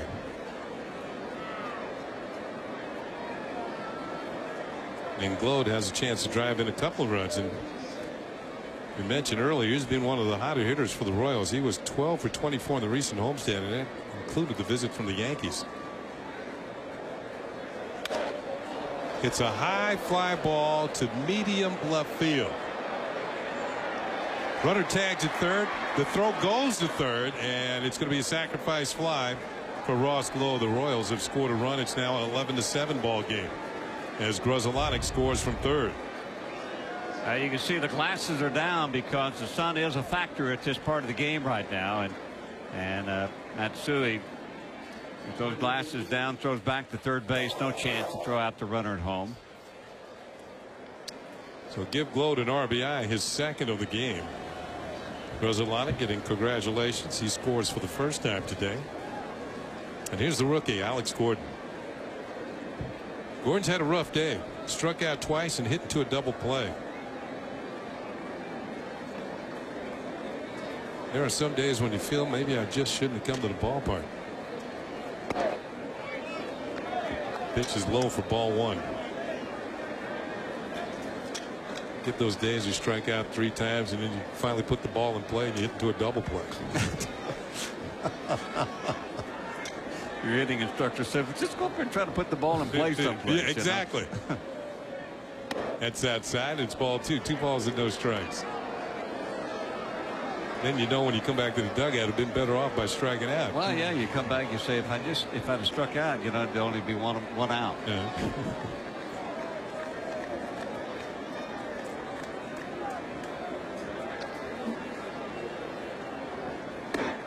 Here's one on the corner. It's 2-1. 97-mile-an-hour fastball from Kyle Farnsworth. Well, he does have a good arm. I mean, he can rush it up there. There's no question about that. And like Flash was talking about, you know, you just got to figure out a way to get Farnsworth to be a part of this ball club. And whether it's slowing his delivery down, I don't know if the catcher's to do that, if it's the pitching coach or the manager or whatever it is. But got to try to build him up a little bit. I don't know that he is. I think he's feeling down. Obviously, he's feeling down because he hadn't done the job this year for the Yankees, and he's a big part of this ball club because you're going to see him in the 7th and 8th inning. 2 balls and 2 strikes, 2 outs. Call strike 3. Farnsworth hits the inside corner. The Royals do pick up a run on a hit. They leave a runner here in the top of the 7th. They're going to the 7th inning stretch here at the stadium. But before we do, we're going to turn it over to the voice of Yankee Stadium. The fans settling back in their seats following the 7th inning stretch here at Yankee Stadium. The Yankees leading by a score of 11-7. New pitcher in the ball game. Hard throwing Zach Greinke. And making his 38th appearance of the year. 5-5 record. Had worked as a starter, now working out of the bullpen. And he's got good stuff. 67 strikeouts in 81 innings. Got a fastball mid to upper 90s. Decent breaking ball. He'll face Jeter, Rodriguez, and Matsui for the Yankee to make that Jeter, Abreu, and Rodriguez here in the bottom of the 7th.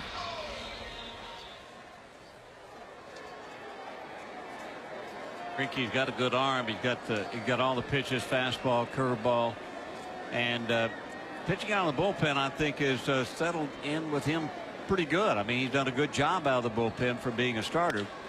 His ball is driven. Going back to Jesus. He's not going to get it. Ball one hop off the wall, and Derek Jeter swinging at the first pitch and lines it in the left center field for a 2-base hit. Jeter's 3rd hit of the afternoon. For a guy who didn't feel great during batting practice, he's had a nice afternoon. He gets a first pitch fastball and drills it to left center. Heard about a Greinke, a nice delivery, an explosive fastball, but a first pitch one over the plate. Derek Jeter took care of it. 16 hits now for the Yankees in the game. Didn't you wish you felt bad going into every game? Bad like that at least? You know what, for me though, if I had a bad batting practice, I was going to have a bad game. I was one of those hitters. You know, I would take it right over into a ball game. Obviously, Derek doesn't have that same characteristic. You know, sometimes if you had a bad batting practice, it would make you even more determined in the game. Sometimes when you have a good batting practice, nothing happens in the game.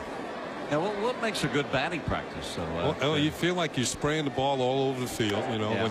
And then when you want to turn it up a notch, you can just knock it out of the ballpark when you want. Is that right? That's the way I felt. Wow. Now I know what they were talking about.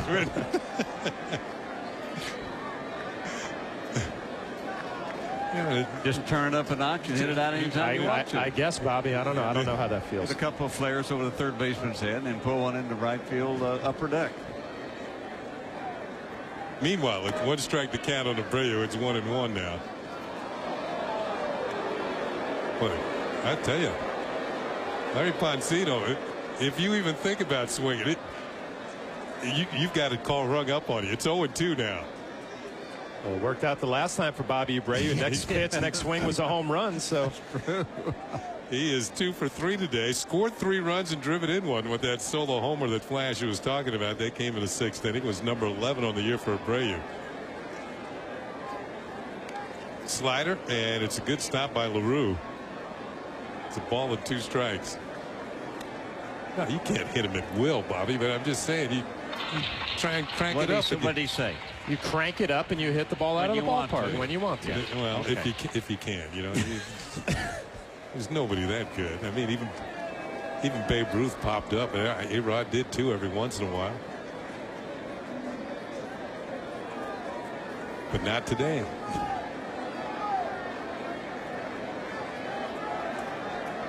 One ball, 2 strikes.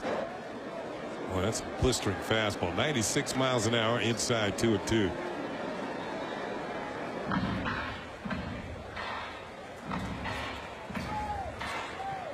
Frankie definitely has some giddy up on that fastball.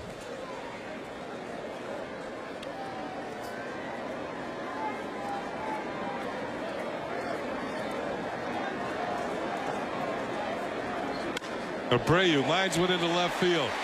Yankees are going to get another run here as Derek Jeter rounds third, comes in to score. Abreu with a big turn at first, have to hustle back as the Yankees now lead 12-7. Yankees have scored in every inning but the second. Excuse me, Kenny. You know, the only way you can get a base hitter like this here is you got to have the hands back at all times, and that's what he did. He had the hands back. Earlier in the season, he was way out in front. The hands came forward, and he would never have been able to at least put the bat on the ball. But good piece of hitting by Abreu with another couple of strikes, and the Yankees add another run here late in the game. Abreu's third hit of the day. He's got 2 singles and a home run. 17 hits now for the Yankees. Here's A-Rod, who has 2 of them, a home run and a single. And it looked like a slider hits the outside corner for strike 1. The home run, if you missed it, way back in the first inning. The 500th of A-Rod's illustrious career.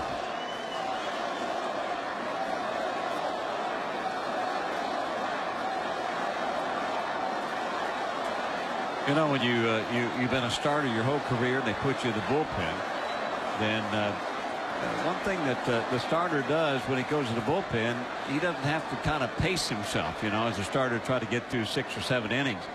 When you're in the bullpen, you just go as hard as you can for as long as you can. Here's another base hit for Alex Rodriguez. Abreu will stop at second. 3 straight hits for the Yankees here in the 7th inning. 18 in the ball game. They're still a long way away from their season high. They had 25 hits against Tampa Bay on July 22nd. That's sort of the same area and the same pitch that A-Rod hit his 500th home run on. This time he just lines it into left field for a base hit in between short and third. Here's Matsui. We'll see, Matsui's got a couple of hits. We'll see, Jeter's got 3. Abreu has 3. A-Rod has 3. Matsui has 2. Posada looking for a hit. Cano has 3. Betemit had 3 while he was in there. Matsui takes a pitch for a call strike, and Melky Cabrera has 1. Johnny Damon's 0 for 5. There's always somebody. I was always that guy. Yeah. Nobody. One guy just doesn't want to join the party. Well, Posada at least had drawn a walk and scored a run. They always say invitations in the mail. 1-1 on Hideki Matsui. The hitting shoes have been on for the Yankees this afternoon. 12 runs on 18 hits. They all were shopping at the same shoe store.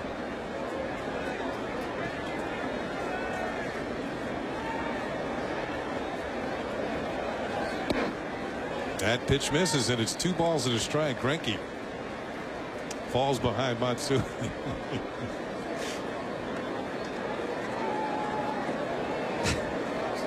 Shoes are made for hitting and scoring runs. Not those. 2-1 pitch. Matsui hits a ground ball and through the right side for a base hit. Here comes Abreu. Here comes a throw to the plate. It's a good one, but he is safe, and both runners will move up. It's now 13-7 Yankees, and they have 19 hits. Matsui with his 3rd hit and his 2nd run batted in. 4 consecutive hits for the Yankees here to start off the 7th inning. Tien with a good arm with 12 assists. He makes a nice throw, but Abreu just gets in with that right foot on home plate. Bob McClure, the pitching coach, will go out to the mound. Here's a good look at the play. Nice overhead shot of the home plate area. Abreu scores for the 4th time this afternoon.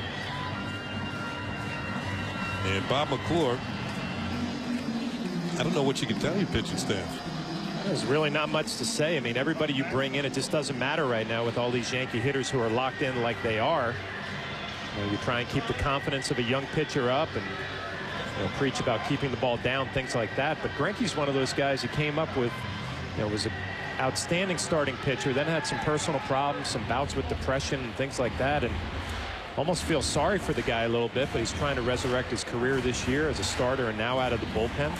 Certainly has the stuff to do it. Oh, here's Posada, one of the 2 Yankees in a lineup without a hit, but Posada's walked and scored a run. He's 0 for 3. Still nobody out for the Yankees.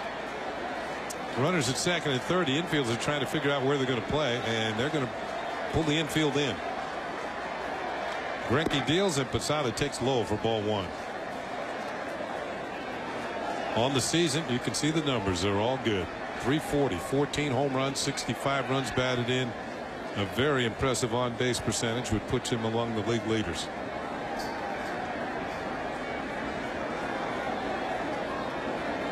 A lot to cheer about for Yankee fans this afternoon. 13 runs on 19 hits. Posada takes, and that one misses. It's 2 balls and no strikes. Jeter led it off with a double. Abreu singled to drive him in. A-Rod then singled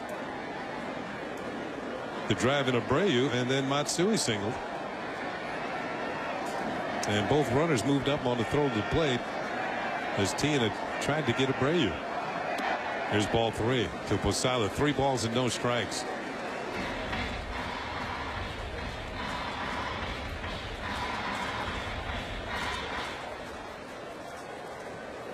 Bobby, what'd you say? The Royals are 3-25 here at Yankee Stadium since 2001 or 2000, is it? 3-25 in the 21st century here. 3-0 pitch, and that's ball 4. A 4-pitch walk to Jorge Posada. That's going to load the bases.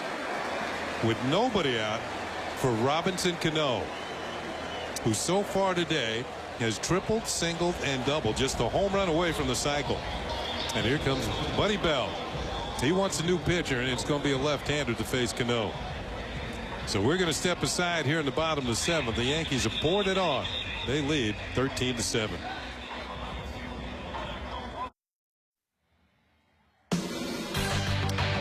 Well, the game summary presented by Sharp Aquos, the official HD TV of Major League Baseball.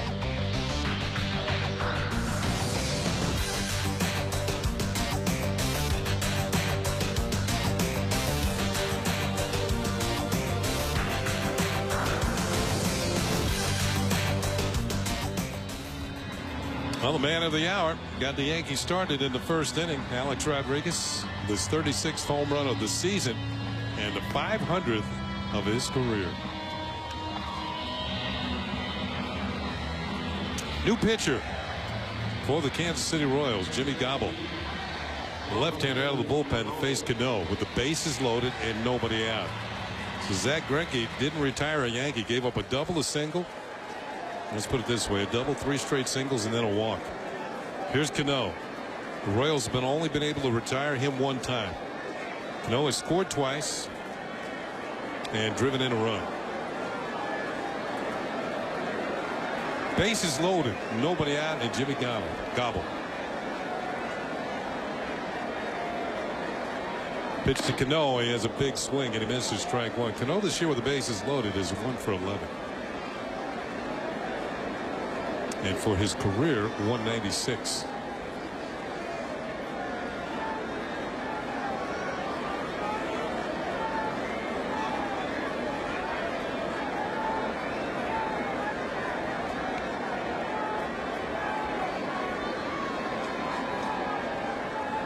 Breaking ball is outside, and it's 1 ball and 1 strike. Robinson Cano needs a home run for the cycle. He's going to have to earn it against this tough lefty. So right there, Gobble will drop down, change his arm angles a little bit. Be tough at bat for Robinson Cano.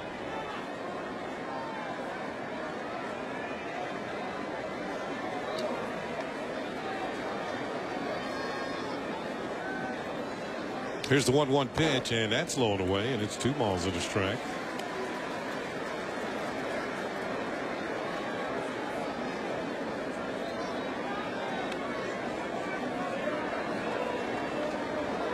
Gobble's given up a couple of home runs to left-handed hitters this year.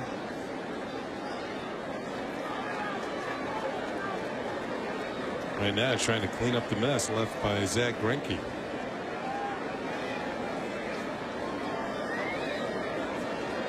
2-1 pitch, and that is low, ball 3. 3 balls and a strike. Gobble is the 5th reliever used by the Royals today. A-Rod's at third, Matsui at second, and Posada at first. The Yankees have not been retired in order in any inning of this game. A lot of base runners. The offense turns on for Joe Torre. 3-1 pitch to Cano. Swings and lines it into the right field corner. A-Rod's going to score. Here comes Matsui. Posada can advance only as far as second. He was afraid that Glode was going to catch the line drive and double him off. So it's going to go as a long single for Robinson Cano, and the Yankees have added 2 more runs. It's now 15-7. A strange play, but another hard hit ball by Robbie Cano. As he lines it to first base, he just kind of picks it off the shoe tops there.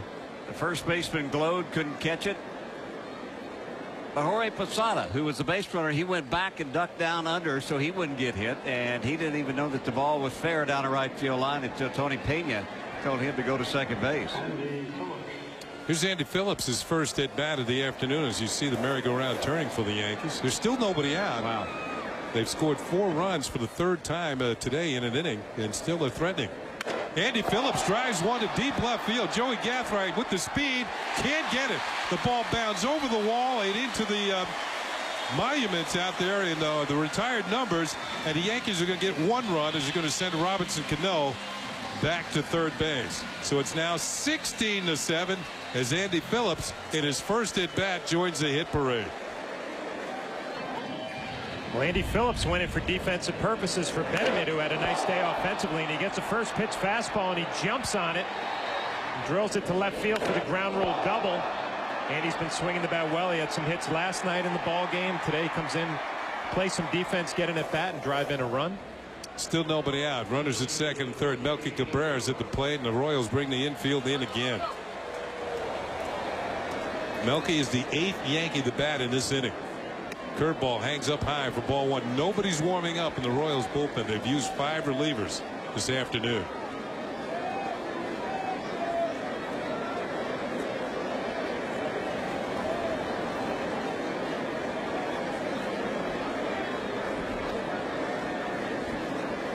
Swing and a miss by Melky, and the count is 1-1. Since the All-Star break, the Yankees have outscored their opponents 188-111. That includes today, when they've outscored the Royals by 9. It's 16-7. A lot of offense. Second and third, still nobody out. Here in the 7th, the Yankees have scored 5 times. Curveball is popped up into short right field. Tien's got a great arm. Runner tags at third. Here comes Cano. Here comes the throw to the plate, and he is called down. Home plate umpire Jerry Mills said Cano did not touch home plate on the way by.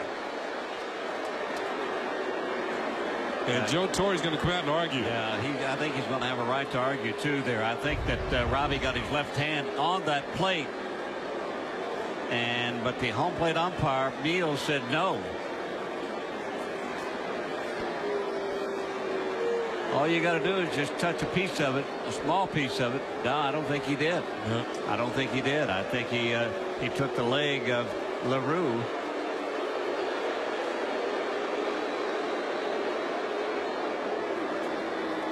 Good call by the home plate umpire. Looked like he pushed his arm away with his leg. With his leg. You know, for Teahan in right field, that is the 7th double play he's been involved in. And his 13th assist of the year. Here's Johnny Damon. So all of a sudden there's 2 outs and Andy Phillips at second base. And Damon swings and misses. Damon is 0 for 5. Bobby, you talked about all the outfield assists for Teahan, but you know, from a catcher standpoint, it's a pleasure because he always gives you those good hops. And LaRue did a great job of blocking the plate right there and running Robinson Cano off of it.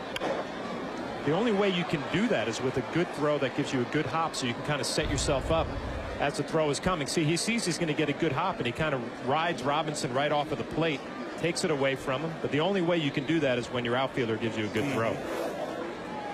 7 double plays for a first-year right fielder. Where LaRue was set up, he was forcing the runner outside anyway. Damon looking for his first hit of the afternoon and takes a pitch outside. It's a ball and 2 strikes. So go ahead, Kenny. No, I'm sorry, Bobby. You got the show. I was just going to say that runner has a couple of opportunities there to make up his mind. He can either run over the catcher or he can try to slide away from the play, and that's what Cano did.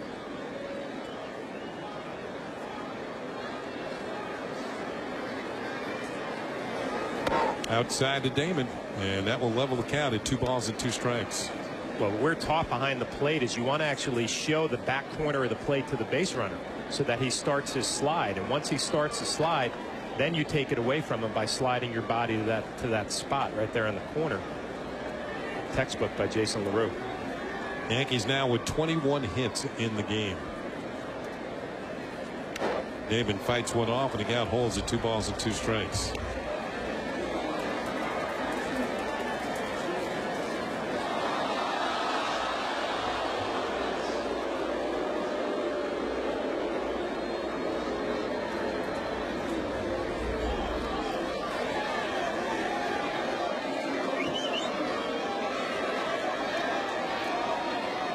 Two balls, 2 strikes, 2 outs, 5 runs in. Well, you look at the scoreboard, you wonder what happened in the second.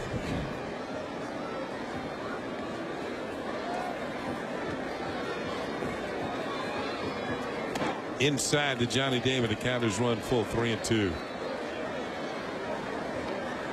Here's a look at the scoreboard. 16 runs on 21 hits. Now there's the second inning. It's the only inning where the Yankees did not score. They did have a man on. Derek Jeter had a hit that inning.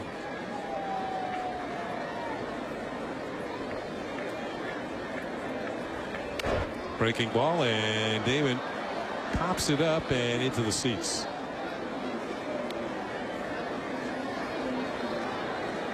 Talk about the second inning. What was it, Thursday, when the White Sox and the Yankees put up 8 in that inning. And the inning took an hour. Took 1 hour to play. I call it the Bill Dickey and the Yogi Berra inning. Or a double Yogi.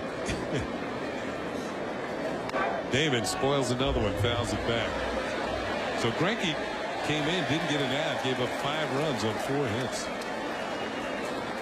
Rough afternoon for the young right-hander. There's the retired 8s.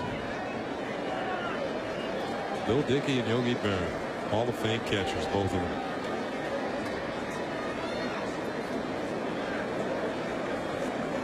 Three-two pitch.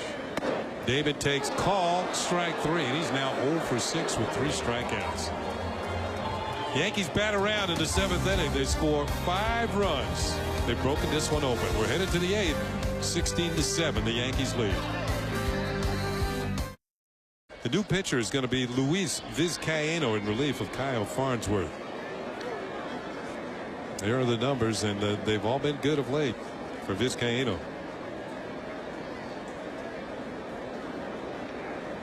We'll catch you up on the rest of the changes as we move along here. And the first pitch to Tony Pena Jr. is outside for ball 1. Andy Phillips goes from first base to third. Miguel Cairo now is short. Jeter's out of the game. Shelley Duncan at first. Jose Molina now doing the catching. And along with Vizcaíno, those are all the changes for the Yankees as we go to the top of the 8th. Pitch is fouled off, and it's 1-1 to Tony Pena Jr. so far today. Has struck out 3 times.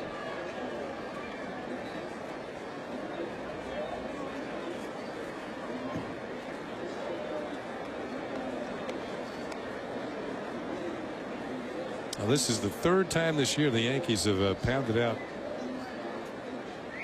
20 hits or more in a game. Swing and a miss, and it's strike 2 to Tony Pena Jr.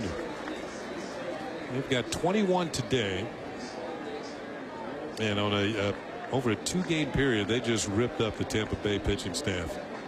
20 hits on July 21st, and then they came back the next day on the 22nd and had 25 hits.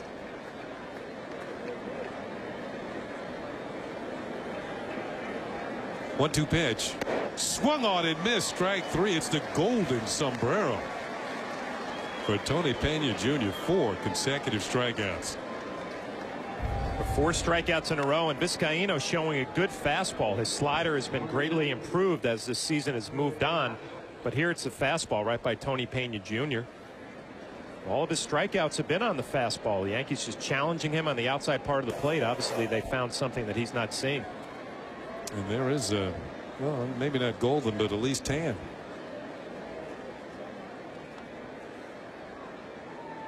Here's Joey Gathright, and the first pitch to him is inside for ball. Gathright has struck out, but he's also walked and doubled and scored a couple of runs.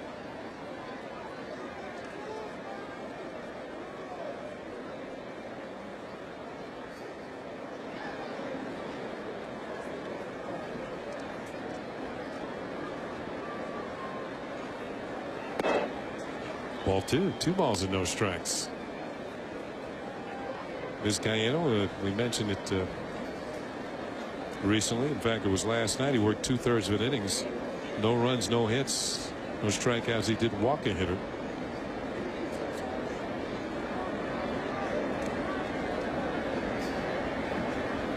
Ground ball towards the middle, and Joey Gathright's going to have his second hit of the afternoon. He's aboard with 1 out.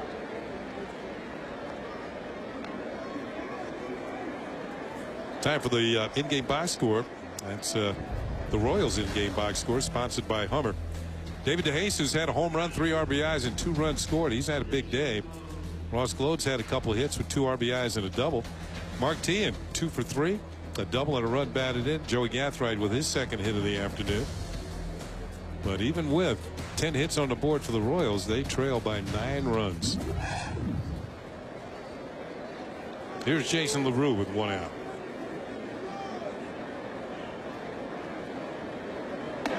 Breaking ball hangs up, maybe a little inside, and it's ball 1. LaRue popped up, flied out, reached on an error by Alex Rodriguez.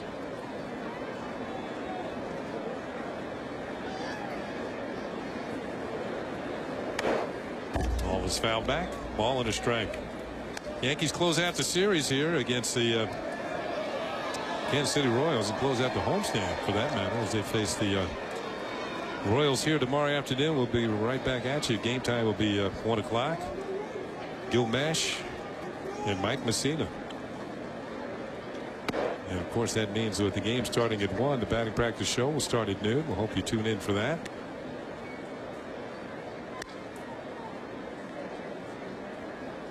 And we'll catch up with a lot of information as we move closer and closer to game time tomorrow at 1.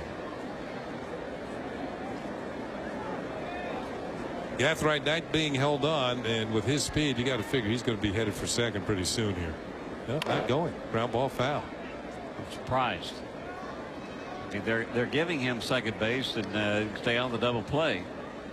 I'm surprised that Gathright hasn't taken second.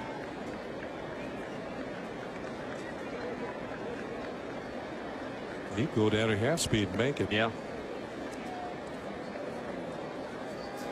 Duncan's giving him a even bigger lead, and he's taking. Not going. Did LaRue swing? The appeal? No. That's Adam Dowdy, first base umpire, with the call. I think LaRue's the only hitter today hasn't had that call to strike on him. Poncino calls it. Dowdy does.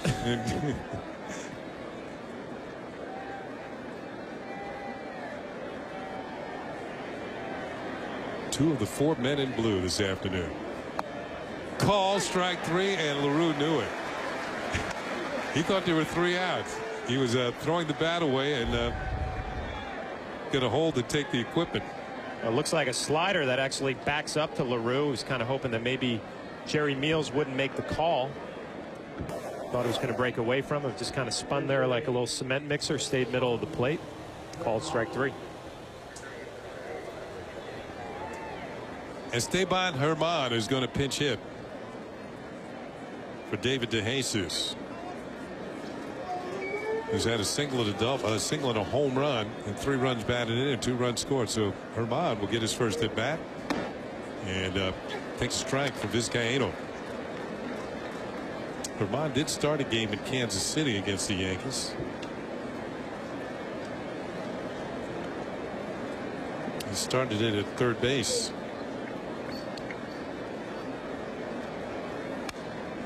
Fouls went off and quickly jumps into the hole. No balls and 2 strikes.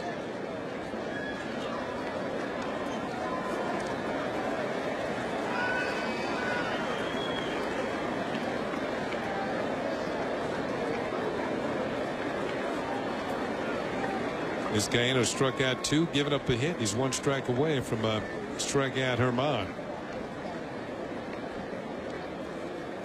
There it is. Struck him out. Strikes out 3 Royals. Gives him the Royal treatment here in the 8th. At the end of 7.5, the Yankees lead 16-7.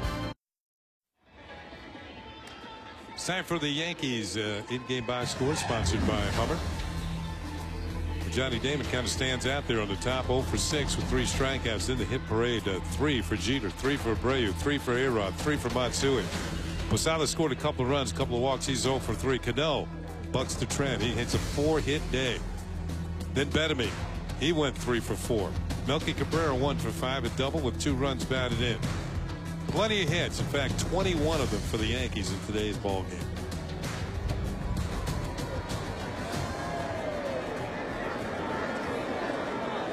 Joakim Soria comes in the ball game, a hard-throwing right-hander who is now taking over the closer role for these Kansas City Royals with the trade of Octavio Dotel to the Atlanta Braves. 53 strikeouts in 45 and a third innings. The pitch misses, 2-0. Good scouting by the Kansas City Royals. A Rule 5 pick. See Jason Smith taking over at second base. Esteban Herman stays in the ball game. He's in left field, and Joey Gathright moves from left to center. Ball is hit towards Gathright, and he is there and makes the catch. Cairo, who came in for Jeter, hit the ball hard, but that's out number 1 here in the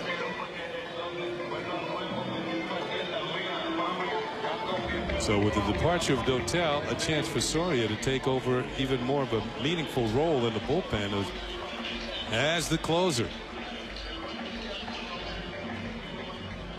A lot of times those Rule 5 picks, you kind of bury them in the bullpen and find some situations for them to get some work, and not in the case here. Soria now the closer, and an above-average changeup.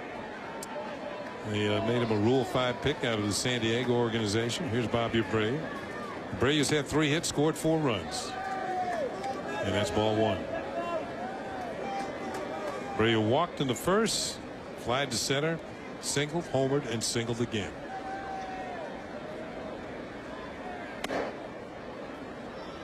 Two balls and no strikes.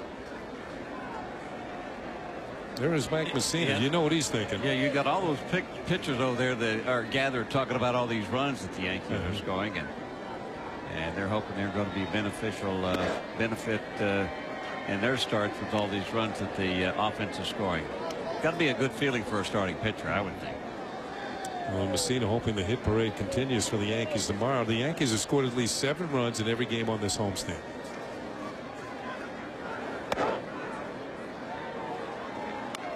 Well, what they have confidence in is the fact that if they do get down early in the game, they have a confidence that they can come back and put runs on the board.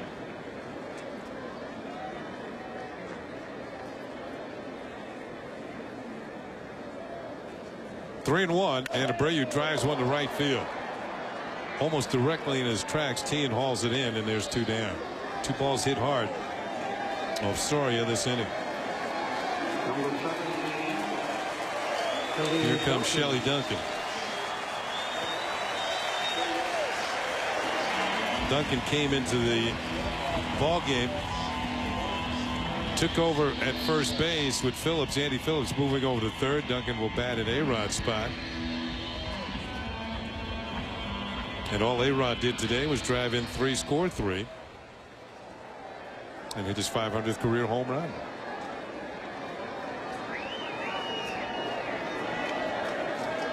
Shelly Duncan had a couple of hits here last night. And takes a pitch from Soria in there for a strike.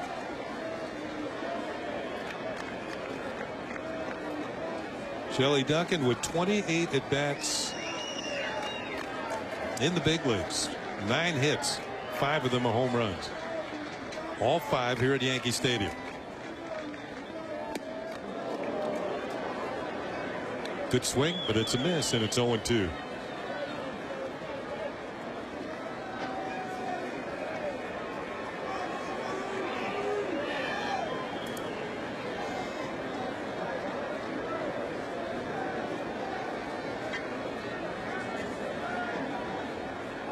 The shadows might be coming into play around the home plate area pretty soon. Here's the 0-2 pitch. Duncan hits a high fly ball deep left field. Herman going back on the warning track and will make the catch for the out. He threatened to hit another one. I don't think he got good wood on it and still got it to the warning track. So the Yankees go in order here in the 8th. That's new today. It's 16-7 Yankees.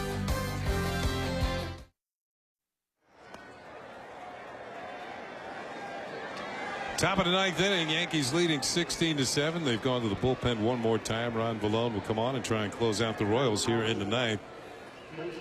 He'll face Jason Smith, who will come up for the first time this afternoon. He took over at second base for Mark Grudzielanek, veteran who went 1 for 4 with a run scored. Here's the numbers on Vallone. Good earned run average, 2.89. And he'll get Jason Smith here leading off the 9th for the Royals. Yeah, first pitch high, maybe a little inside as well. It's ball 1. Smith, Teen, and Butler for the Royals.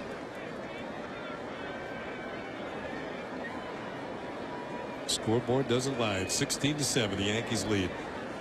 That's high. That's inside. Ball 2. 2 balls and no strikes. So Phil Hughes started. Mike Myers for a third of an inning. Brian Broody then for an inning. Farnsworth for 1.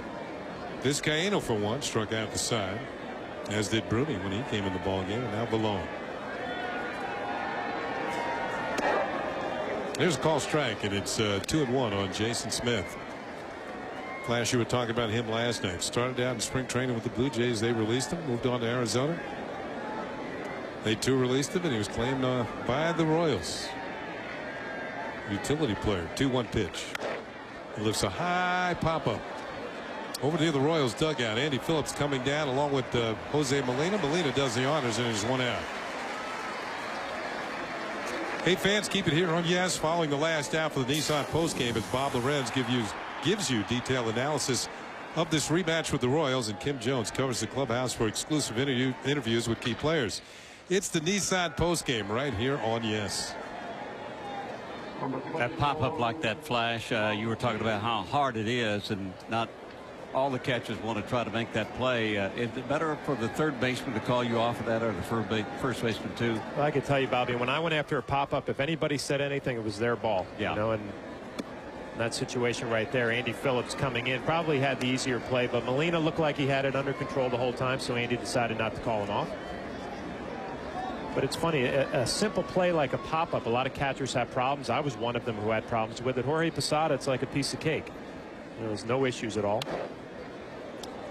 T and no balls and 2 strikes. He's 2 for 3 with an RBI and a run scored. He'd been struggling somewhat lately. Now his average at a respectable 280. I think the Royals were expecting a little more power from him.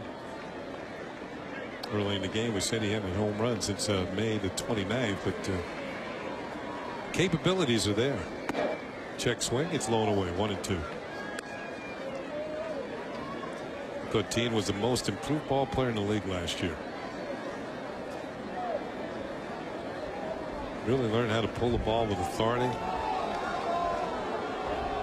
and showing his athletic ability by moving to right field this year from third base, and has himself a base hit here. His third hit of the game.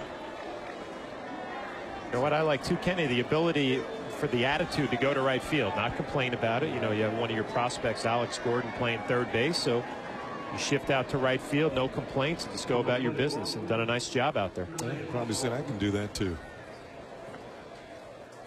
Managers appreciate players like that. Here's Billy Butler. Double, scored a run, a 1 for 3 in the afternoon with a walk, also drove in a run. One out, one on. Yankees up big. They lead by 9, and this ball was drilled by Phillips into left field for a base hit. Looked like a high fastball, and Billy Butler has his second hit of the afternoon. So 1 out and 2 on. Indeed, it was up in the strike zone, and Butler didn't let it go by. The Phillips by him. Ball was hit hard. Here is Ross Glode. A couple of left-handed hitters for Vallone here with Glode and Gordon on deck.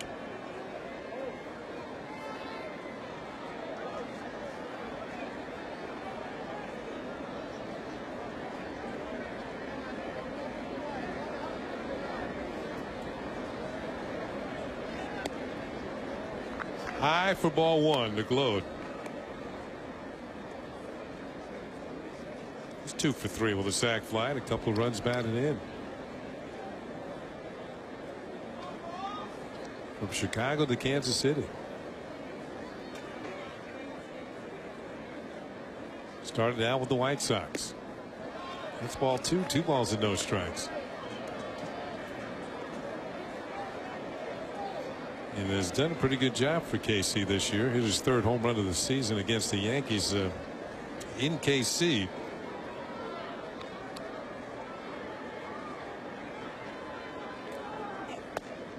Call, strike 1. It's 2-1. Yankees close this one out. They will have picked up another win here at home. They have done very well in their home ballpark.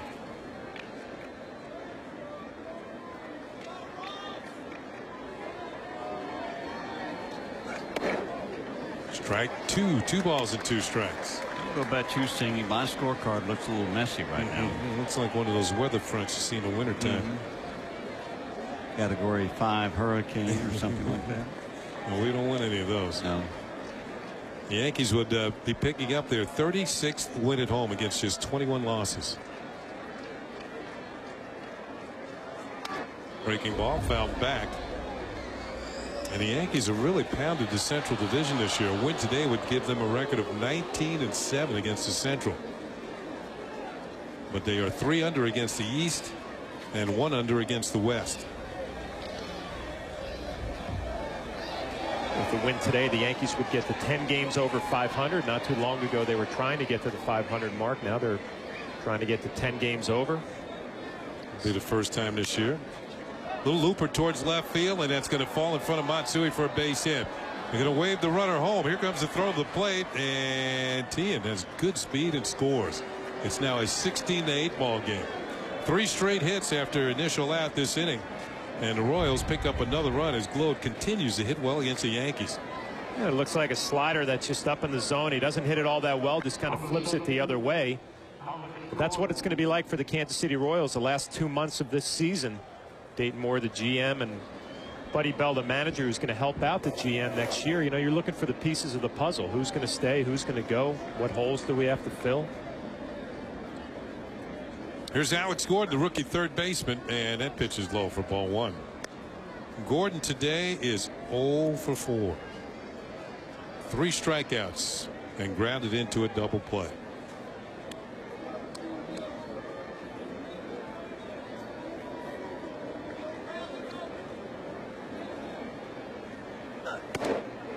Ball 2. 2 balls and no strikes. I look down at Tony Pena Jr., who struck out 4 times today, and now he's on deck. Did he come up for his 5th at bat? And those one of those days, Kenny, you don't know if you want to get up there or not. You know, the fans can get on you too if they're keeping score. That pitch is in there for a strike. Shadows are creeping closer now to home plate. Getting tougher to hit. Getting tougher to see it. Sometimes you find out about young players in an at-bat like that. You know, you had a tough day and you don't think you're going to get another at-bat. The next thing you know, you're up there for your 5th at-bat and you see how he reacts. 2-1 pitch is fouled back. I don't think I ever struck out 5 times in a game. Probably 4 a few times.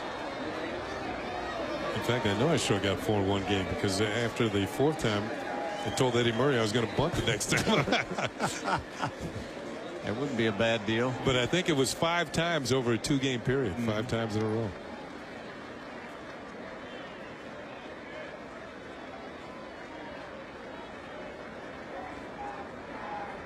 Two pitch, and Gordon hits it to right field, hits it hard, but Abreu is there, makes the catch, and the runner's going to hold.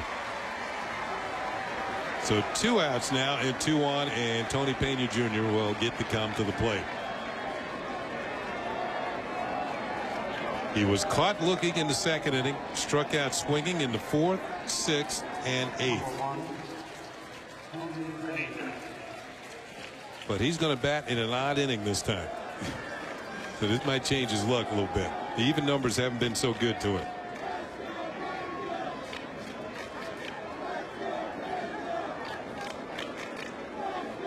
Two outs, bottom of the 9th. The Yankees up 16-8 as they try and win the 2nd game of this 3-game series after winning last night. And first pitch to Tony Pena Jr. is in there for a strike.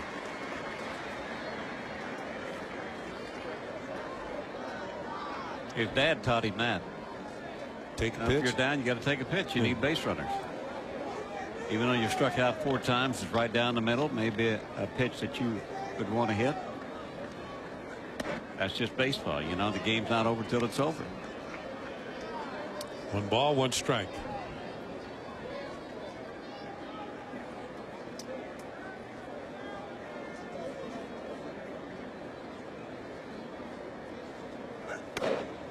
High for a ball, 2-1.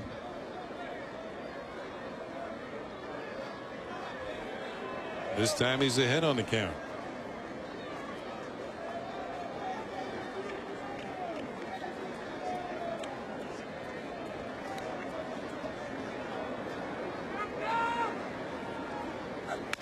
Ground ball to 3rd. Phillips has it. He'll go the short way to 2nd to Cano for the force. And the Yankees win the ball game. Alex Rodriguez got the Yankees off on the right foot. A 3-run homer in the 1st inning. His 500th of his career and his 36th of the season. And the Yankees win the 2nd game of this series big time, 16-8. Tomorrow they can go for the sweep with Mike Messina on the mound. Bobby Abreu scored 4 times this afternoon. A lot of hitting heroes for the Yankees as they pounded out 21 hits. Robbie Cano had 4 hits, scored a couple runs, drove in 3. As the Yankees continue to swing the big bats, A-Rod himself, it wasn't only the home run. He had 2 singles, scored 3 runs, and drove in 3. So a lot of offense for the Yankees this afternoon. For the 2nd straight ball game, they have handled the Royals and now have beaten the Royals 5 out of 6 times this year. And the Bronx Bombers just keep moving along and inching closer and closer and closer. And it seems like with Phillips today, I mean with Hughes today, the rotation may even settle in with 5 minutes. They can count on every 5 days. A-Rod getting some congratulations from the fans who remained here at the stadium. And right now, we're going to take it down to Kim Jones, who has a special guest. I wonder who it could be. Alex Rodriguez, the fans are still cheering for you. Take us back to the moment when that ball leaves your bat. Well, I mean, it's been an exhausting week. I mean, the fans have been unbelievable all week, and you know, you wish you can, you know, pay each fan back by shaking their hands. But you know, the only way I can pay it back is to hit a home run and win a game. That felt really good off my bat today. You've made that trot around the bases 499 other times. How was this one different? Well, I haven't hit one in so long. I didn't know if that ball was going to stay fair or foul, and I was just so relieved that ball stayed fair. And you know, acted like a goofball running around the bases, but I guess you only do 500 once. We see so much joy on your face and everyone else's, but as you just mentioned, how much is there relief as well? Well, it's relief because we have such a big mission ahead of us this year, and you know, our goal here is to win the World Championship. The team's playing extremely well, and we have to continue to win games. I'm just glad that 500 was a nice moment. It came with a win, and now we can move on to bigger and better things. It was actually a great moment, Alex, to see your teammates all waiting for you. They seemed as happy as you are. Well, I was a little embarrassed. I felt like we were in high school, and other guys come out to home plate to shake your hand in the first inning. It was something that I'll never forget. That my teammates, my coaches, they've been unbelievable. My manager. So much support, but more than anything, I'm sure we, as well as myself, we're all relieved it's behind us now. You appreciate history. What is it like to know that along with Babe Ruth and Mickey Mantle, you were the only guy to hit your 500th as a Yankee? Well, again, I think, you know, to me, my daughter's not really old enough to know what's going on today, but it's something that I'm going to share with my family. I thank the good Lord, and there's nothing like wearing this uniform and accomplishing this. And it certainly seems like these fans embrace you, Alex, maybe like never before. Yeah, the fans have been unbelievable. I mean, you know, you feel embarrassed about every time you come up, they stand up. I'll tell you what, they wasted a lot of Kodak film on me this week, and I'm just glad I was able to pay them back by hitting this home run for them. Congratulations, Alex, and thank you. Thank you very much. Kenny, and I should remind everyone, we'll have more of Alex Rodriguez in his post-game press conference on the post-game. Thank you very much, Kim. Great job as usual. Alex Rodriguez with his 500th career home run in the first inning. Put the Yankees on the board. We've got much more to come from here at the big ballpark in the Bronx. Yankees win it by a score of 16-8.